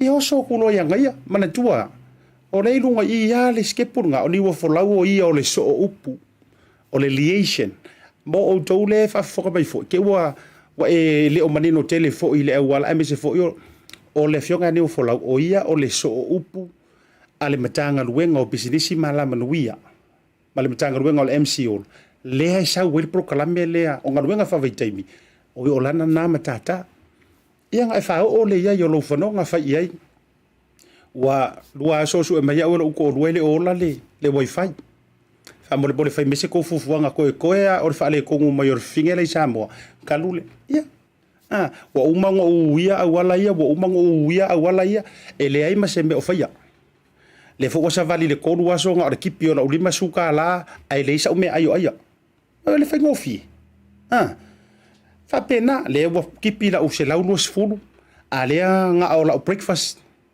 o le wa kipi la o se la uno sfulu ale nga o la tina sili fa pena ama e au maloa u ka uma fainga e silinga tali iseu matulanga fa pena e ono ya Niuafolau au no ke popoli wa ata mo fai atu na ia le ai o na i foi le sike pula alu lunga ma fai ai lava se ia o lava ina tali lo mana o le vaenga le e ali tio fala va a mo le team leader sola lo ia mamao matatou le namea ia mamao lava matatou le namea o lo watu fa no la foi il talale fa no il talale le wa sa isi fo i talavou tama por aí lava tangata le na lui e le as fanga por fa bipo le na lui Wellington ia erwa kwa malu lava ai longa e fetawi ai longa e fetawi le na vai la so silfia le ai e awane i o tatou fa ngaina awala ia nga ruenga fa vaitaimi e te sauai ina ia e fa se tu langa le ke rola ukala o tātou o tangata kerisiano. E tautele ato atoa, ai o tātou o tangata ua wha kerisiano ina. E sola ale hami o leanga e turi loa. Iyo. E sola ai fea, e ia iale taimi e toi turi te tau ai. Ma toi fo ia tua iar. E si au mea ngala a fai. A fai fo i o le te wha fonga mai. A le te wha fonga mai a o e o le a inga. O le o ngari o matou por kalami. A fa pe foi o lau fau kuanga le o le fai te mi uma lava o le te fau tuaina le melea o i fa fa ngale ngaru nga fa fai te mi ngar kawar ko o mai e matou so sola fa mole so ia iyo au ai te tala noa ile natu ai nga tala noa fa pena le nga e te le oiloa o lai ai isi tangata tonu lava o lai fia malanga sa o mai e fa tau nu nga luenga mole manui o na yo la tu ainga ule ile vangorga ai fa kilia e lo fia ngofo mau lo fia sola e tapua i ke aru le sei e tu au e tali mai fo ile tu ai lo mana pe a fa pe e te fa i lo sawa iyo a fa pe o le ke fia ngofo mau matatu mai se ili manuia sa fo awa pe mo ia fo ile fenga tau so fuanga ma le fenga fio tu i fafo ya ile le ya lo fio mai tala au mai se e to fo le ia ai o le tua lalo ia le porukalame ma tūlanga whapea. Aua ne o tātou whaonga inai. Ngā luenga whawaitai. E mo ila le whina ngalo whapea. Pule arka maralo makua ianga skaili. E se. Iyo e. E se. E le o le tātou whaia le me te tau ona whai. Ave fo ile whautuanga sao. Na i o tātou tua lalo mo a inga. E me se fo ila tau o e o loo fia e o pongi. Ma fisosoani ila tau o loo malanga mai ngā luenga whawaitai. Ia ave ia ile tu alalo ave le sosoninga ele lei ma fa fa ngofie fo bon matanga ruenga ia ele leila lo ka ngofa ku fo ile le sola ele leila lo fa ye sola fa toi fo ala ela 5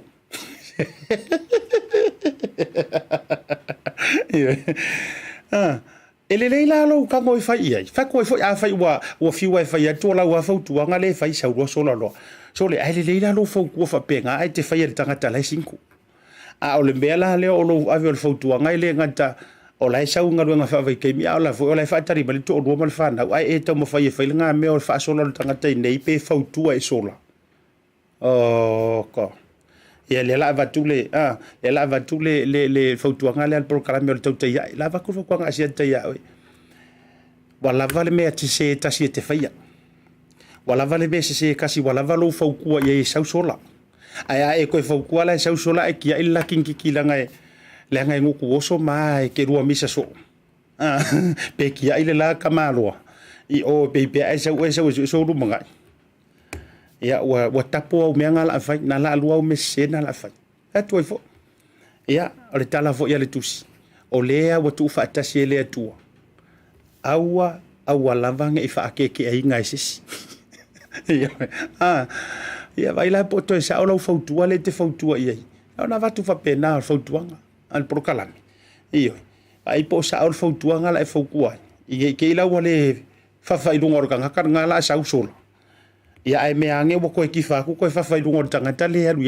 le fautuina ia ai ta ua la fo ia ai me se vai nga fo yo le tato fa soa ile nei vanga o le fief la tato malolonga fo I me tato malolonga fa si fo le vai nga le o te manatu fia fa soa duai e tu sai fo yo le vai nga fo ina maua mai le saunoanga ale minista o tinama ta mai tai ia le fionga ia leota laki e tu sai o le fa mai yo ina o tu langa o le miliona ma vai nga ia o le poloketi miliona pe mai ata tu fa salong fa business ni Talopa. Welcome to Maota Samoa Service Station.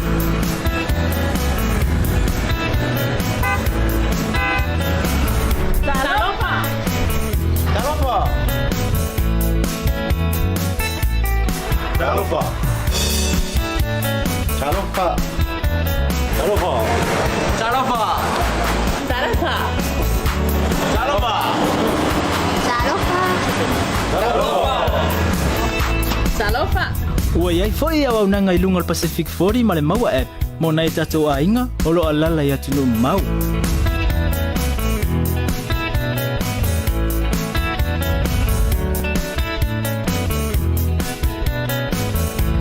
Tonte pia pia ona pia mo o Samoa. Apetai la pia mai. We will see you again. God bless.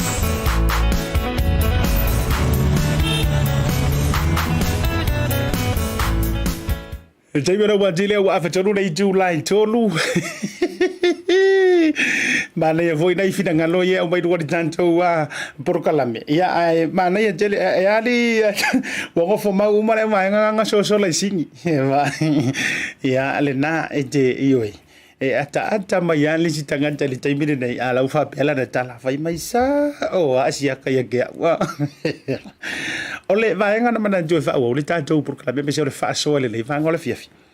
Fa longo tu le saunanga ale fionga le ministau atinama to mai tai ia me se fo yo anga so tai tonu Samoa mana tu ole matanga ruenga tonu lava le pale fe ngai male proclame fo ile proketi tai miliona I tu sanga tai tasi le sa sauno ai la le fionga I le minista ia le otalaki la mosteli ma fa mani noi vaenga na utangola ia tusi la lo vaenga ia na sauno ia ila na fa tala noanga male radio 2AP I Samoa mana tu fo ile fa so fa tu pu mana duai ai fa ali mai fo so fina ngalo e tu sai o vaenga ia o le la u fa manino le fionga le minista pe ona fisiligia fo ia si tama ita ile sa fa tala no ina kero fo ina to ma war fa tala no ngale au mana tu sei highlight vaenga I tonu wa vaenga ia na ta u le fionga le minista ia tatau ai ona ausia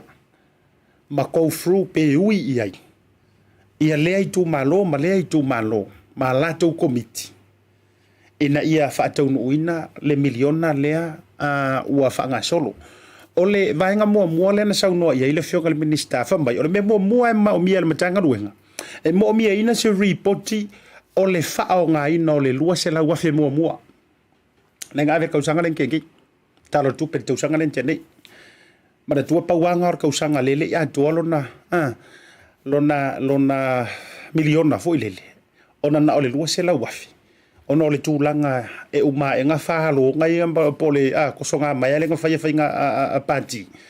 Ia ua whaasifofo ili tausanga lan tōia. O lea lai sau, whai mai. E mo o mia se ripoti o le whaasoaina o le lua se lau afi. Le sa ala ku mua i tua. Vai ngala nai tau na mai mua. Walanga oisi o la ua whaonga. Mana tua fo ile na whaonga e whausia ile ofisa po o le fono whaavai. Ia a lea i tu malo, ma lea i tu malo. Ia, vai ngala le na o nisi wa lisi na ini whanua po ni Maota. Po le alava le whainga o le vai ngana. Vai ngamo mua ngai kaunga mai. Vai ngalo na rua. Pea whapeo nana misi a oe le te whautua ina le komiti. A le tau tu malo i Samoa. E mo o mia e le matanga ruenga le vaenga foi le development plan mo le isi whātau sanga. O le whasamoa ina wha la tamai o le development plan. O ni polo kalame mo ati nai. A le i tu malo mo le isi whātau sanga. O ila le la koe fo ia i whaasoa le nga whaianga ngafi. Le na mātou whaasoa toi brefionga lau pepe me se fo o to Finea Grace. O ila e yaile mo o mianga o ila do e yaile to mai. E whaia ai ngā luenga nei. E to tonu o i tu malo. E se mai. Ia i te atou lava ia o loo whaia ia pūlenga whaalinu. Se vanga ia la fo yaile to mai i to tonu ina. Aruinga i o lau tala. Lea la e pi e tau atangia tonu mai ai le vaenga lona lua le ta ua mai. E mo o mia le tau o atu e present atu. Le tau development plan for the next 4 years. Lono winga e ka kaunga ko o atu le matanga ruenga. O kou le komiki. Le kumalo. Ma tau whape atu. O le mantou polo kalame lea, po le mantou fuafuanga lea, mo le ati na eina o le mantou tu malo. Mo le isi whātau sanga. Longo winga lai e se le polo kalame ngā mo le whakau sanga. E se la le saut vaenga lona tonu. Walanga ke o FCD mai. E se mela au so le whakau sanga o le ka imirionga e le tau sanga. Sa oe. Alanga le le arua kurka kolong kot. Lona lua le na. Male lona tonu. Ia avatu le tala o le tupe i le wha o ngā ina o le miliona o le tau sanga. Le lai palasi e le longa kolu vaenga le na. O vaenga te le ane e tonu e mo o mia. E ta tau wai ona a toa tino le tama. Mo le avakunga o le milionga pe wha solo atu fo. Wale umata tau vai ina le vaenga le lewa wha ampu e mai e le matanga ruenga. Pe ka ifia e wak. O le alai whai mai le vaenga lona tonu. E mo o mia le tau tala o le tupe i le wha o ngā ina o le miliona i le tausanga.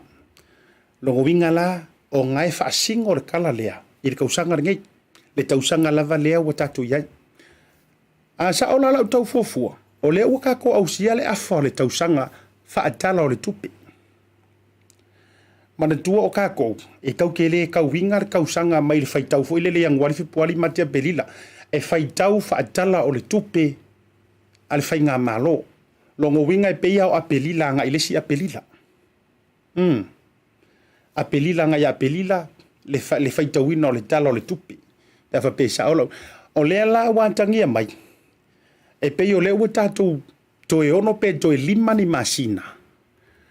Ona umala i o le tausanga whaatala o le tupe. Lea kako ke iai. Lono winga la e mo o mia e tangata. O le komiti. A le tumalo. Leo mai ma le lantou tala o le tupe. Mo le isi la ongo masinga le kokoe o le kala o kupe o kausanga ngei. E le wha o ngā ina o le milionga lea. Mana tua foi la.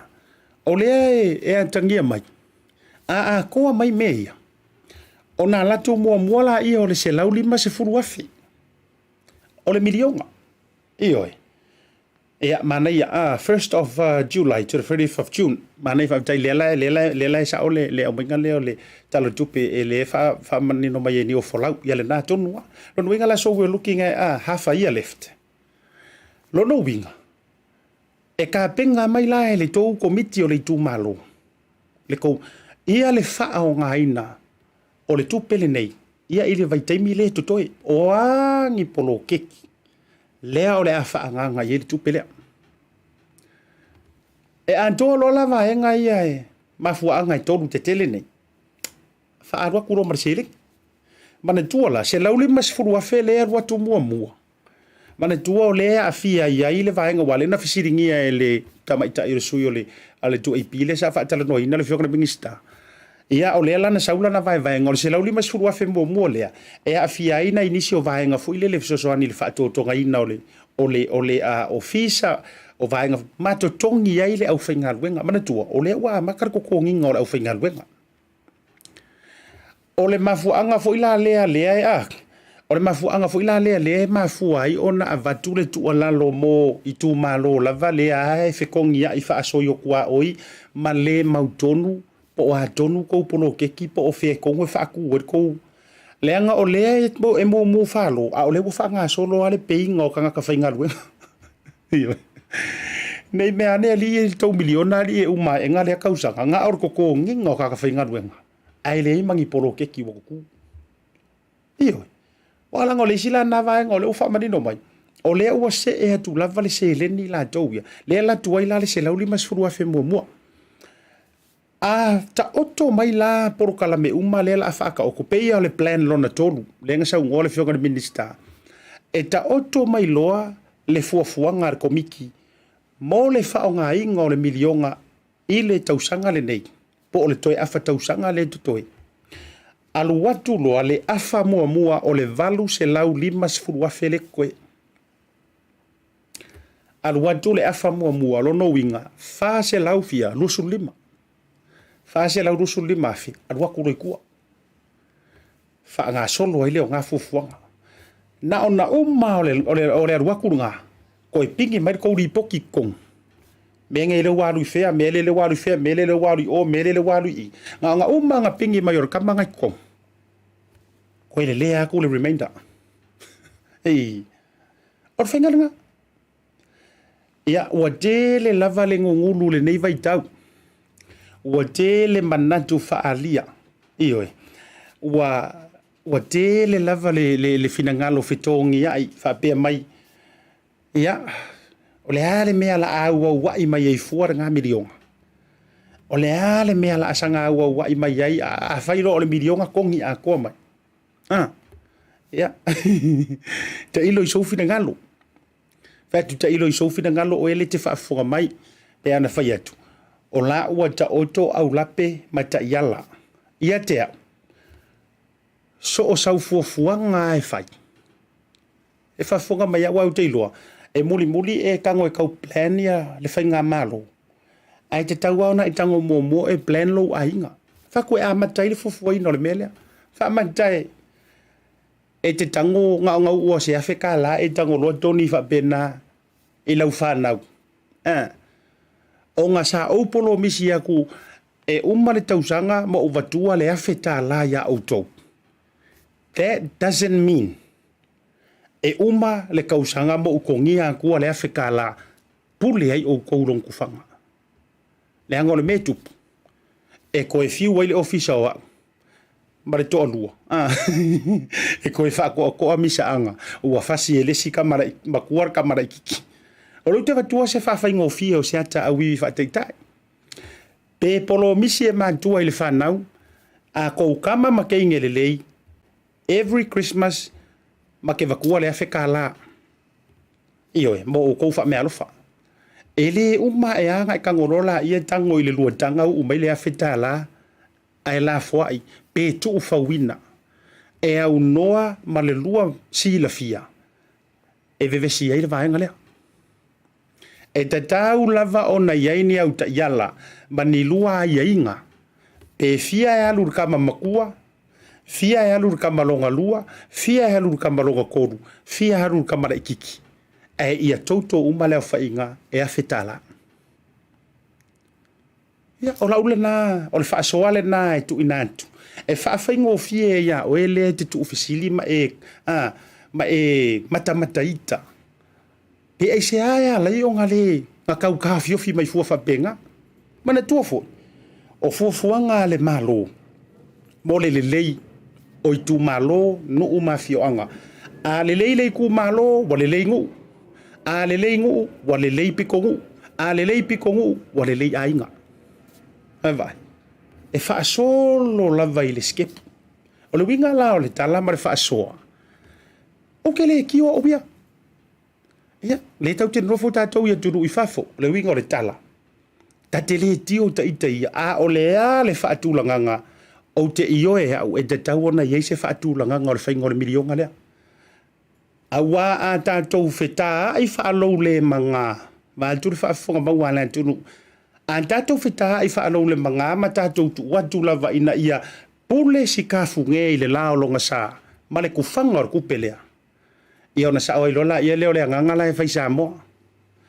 Ona mamafa i fo i leo i la tau e fai atonu. Ai au au lava le pona ivi e le fai antonu. Tu lou whaafonga la tunu. O kua ngā o le mea lea. O tua nā o tua i ngā mea ia. Pe a whaapea o le awhai tasi ma le whaatou whala i ngā. Ka hua o kongi mai, whikaria mā kong. Le angala o tua o le mea le nā. O na pulea ia lea o le o lo se e i le pule. E to tonu o nuu mai tu malo. Ia. Kako alu nganga whai ngofie. Ia, ona tausami a ano leo lesi. Ia, ai tali il ponga ivi le si vantu le whafonga le tunu.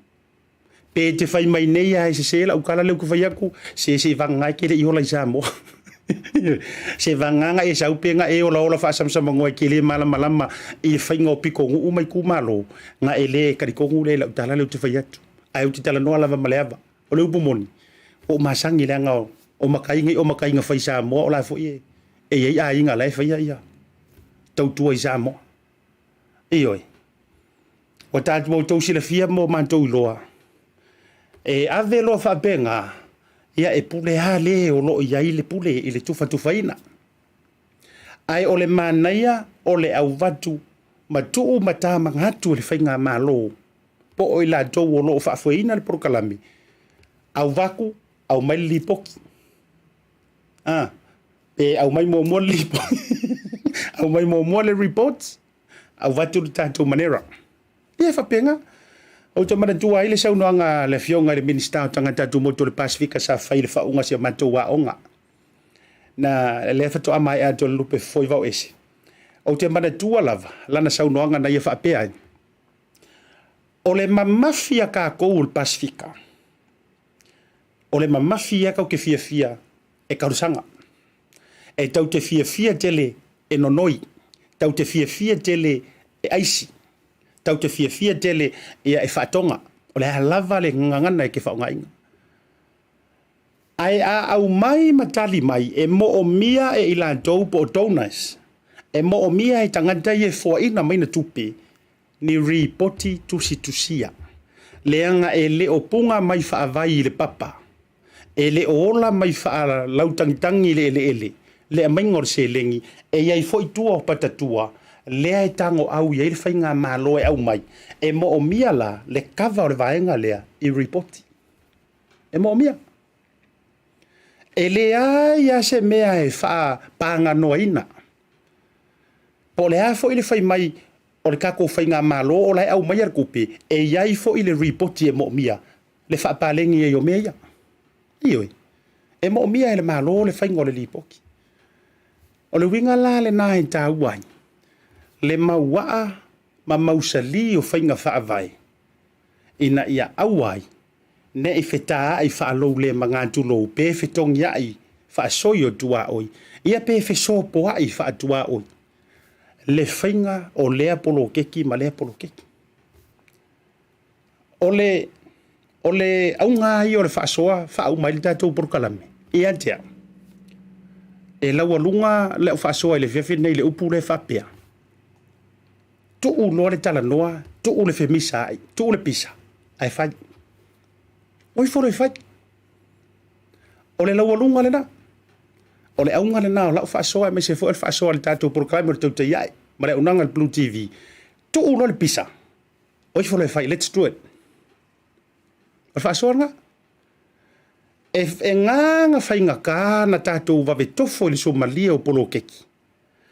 O nga le paua leo le mele fai.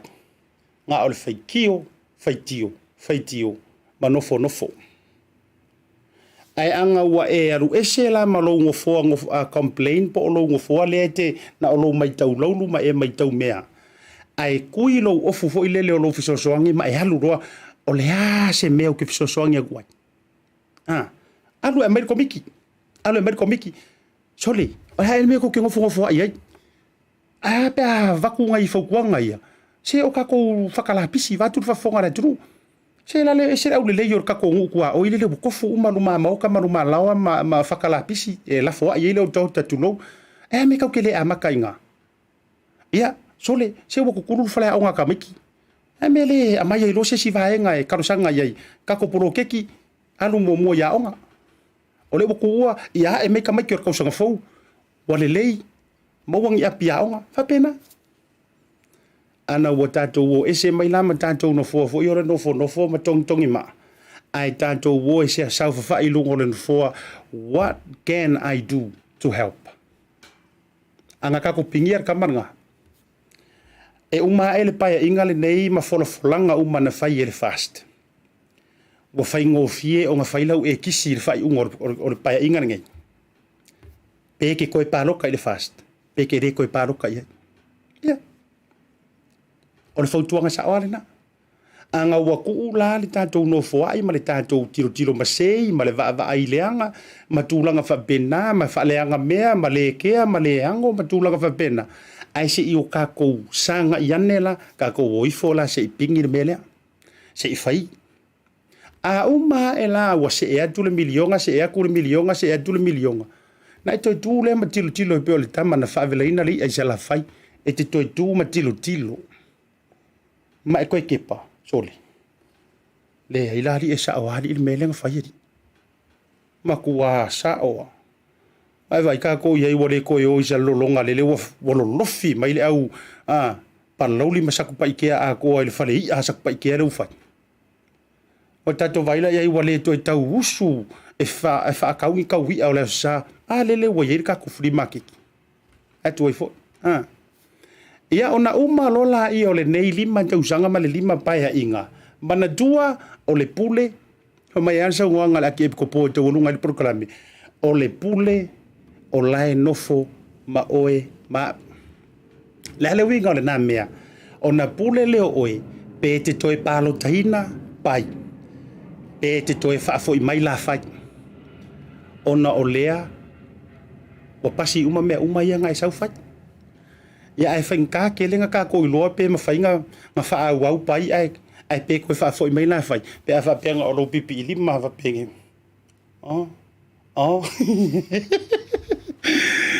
O le wha sola ne wanga le fiafi.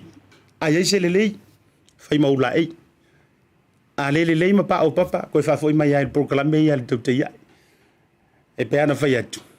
Ia o le fasoa a nga le lei ale ai to fa foi mai fa malulu le fa fo bo sa mo be va be o sa tia le ma ave le fua ma fia matangi ia o to fia fo le to fa ma le utanga me se fo yo lo finagalo le va ngola fia ia ono ni upu fo i ma se tala ma tua tu le tato ma ftanga ia pe ana fa to ma me ye lo to ma ia o vai venga fo yo le au ona ia wa fo le programa le va ngola fia ia wa fo le longo puel ina o lo tau pa ia ma lo tau ma lo lava fa tai le sangi fa manual share tatu proklame ia ai me se fo o le o toe ma mau ona tatu pati le o le fa ma tuina o le soifua ma wala lo soifua mai se ala ma wala lo a o soifua manu malo mai o lo tatu me sia o lo tatu fa hola ia ele o toe ma mau fo ia ai fa ta pena i o tau fina ngalo mo so loto ia awale pati o le aso tau na ona toe vi fo i lungo tatu fa si silanga le fa mo le la kapiliki Ryan to to lunga to ile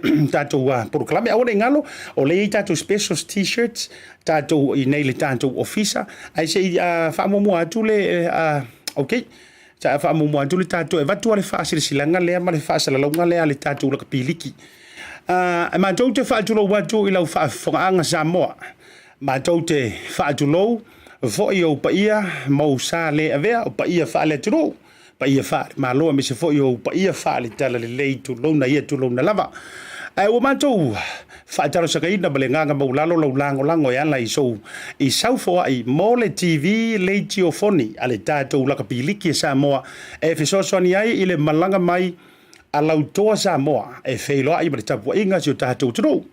O le nei wha moe moe o le a whaturuina le a sutona nei se fulu brefitu o te sema lua whenua sumarelua. I lunga o le TV tasi i muriru e talia ma le whaaftai so o seleni. O le ai maau iai. Mo le mamalu o le antunu o i New Zealand e mawhai o na wha o ngā mai official PacificEzy o Tara. O tau mamangele pe wala au mai fo i le telefoni o varu se lau o tasi o nono. Mo se la e la tala tatu ia te oe. E so o se vahenga la vo New Zealand o lo e alalai. E mawhai fo i o na lafo mai lau fiso zoani le wharetupe masani i lalo o le ingoa la kapi liki Samoa. O le a whailo umalava ma lawina lo suafa. Ma lo maau i le aso to nai i le tātou wha moe moe. Whaafitai tele lava i lo wanga le le nei wha moe moe. E manuia lava whaiva o le a diongeo no le tāpua inga si o le tamā o le whepo. Ua fo i mai au tā ma whanau sa tau le taua, tātou o pongi le nei wha moe moe. Mori si whamtalanga wala au mai le numero le overu se lau o tasi o nono po o le lua fitu ono fitu iwa valu wha. Ia whamanuia pēr le tua i lo wanga le lei whaafitai tele laka pi liki a Samoa. Ia, tautuanga ma tātou le nā fōi wha moe moe le aso tōna i nei. Ia, aranga tai lea, a whai tau sa ili lava sau mea lofa, o le Christmas i tau sa kafou, pe o i nei, pe lafo i Samoa i o ainga, o le special le alua le tātou Shop Moana, 28D Lampy Drive, i Papa Toi Toi. I lo fiso le tātou Bluwave, i te afu te i tōrus furuta la, i soo se tu ainga sizes mo oe. Maratua, leo tau si le sila mai i lunga, whaafitai le telo le malu le atunu o lo afio mai. Ia, he mawhai foi na pu e eiso wanta, ia e whailoa i foi. Ia, le mātago fia male la le leo tātou mi te afu, so sto ainga skaili le tau te sila mai ai. O lo alu le tātou special le taimi le nei, a lua mi te afu e te whaatawina, e lima se fulu tā la. Ai tatau ona e sau matau mai le code Tautai A'e. E te taua mai whapea mai. O lea sa au maua proklame a Asiata Tautai A'e.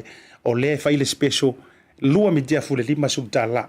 Manatua, omi mai, pe te message mai, e mawhai ona momoli atu, ai whamore mole, mo nao manurewa, mangele, manukau, o tau, o tara, ma papa toi toi. Ia se vanga isia o friend. Ia mamora, ia alei na i marasko, au e te popole, na o oe lava, ia e eri special lea la au te aluatu, peifona o ruatu e la soana na fiba moli atu lau whatau, ia ma pu e le ta whaafte telefo i le lango sua, wala au mai pe te messenger mai, ma whai ona tu ese, ia low sizes, ia e mai se fo i o le tu inga miti afu e te mo mia. Taurunga le proklame le vanga o le aso tātou whiloa i le aso tai au. Mo moli e tolo whaanga le proklame mo outou umalava i lungo le tātou au nanga le Blue TV me se fōre Tautai A'e le nei vanga o le fiafi. Au wali tia le tua te taimo le nei pō a lofa tele mo outou soifua mai manuia.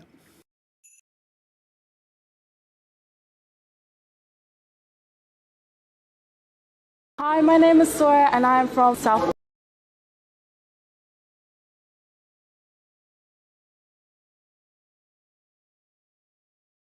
Oh, wow.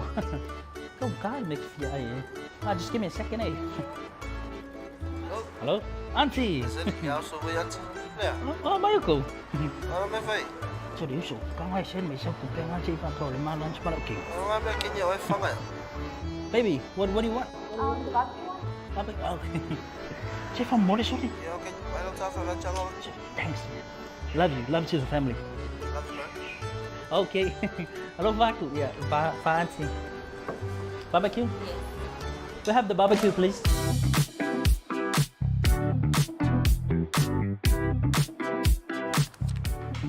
$1 voucher. Thanks, $1 voucher. You know how much I love you? No. No.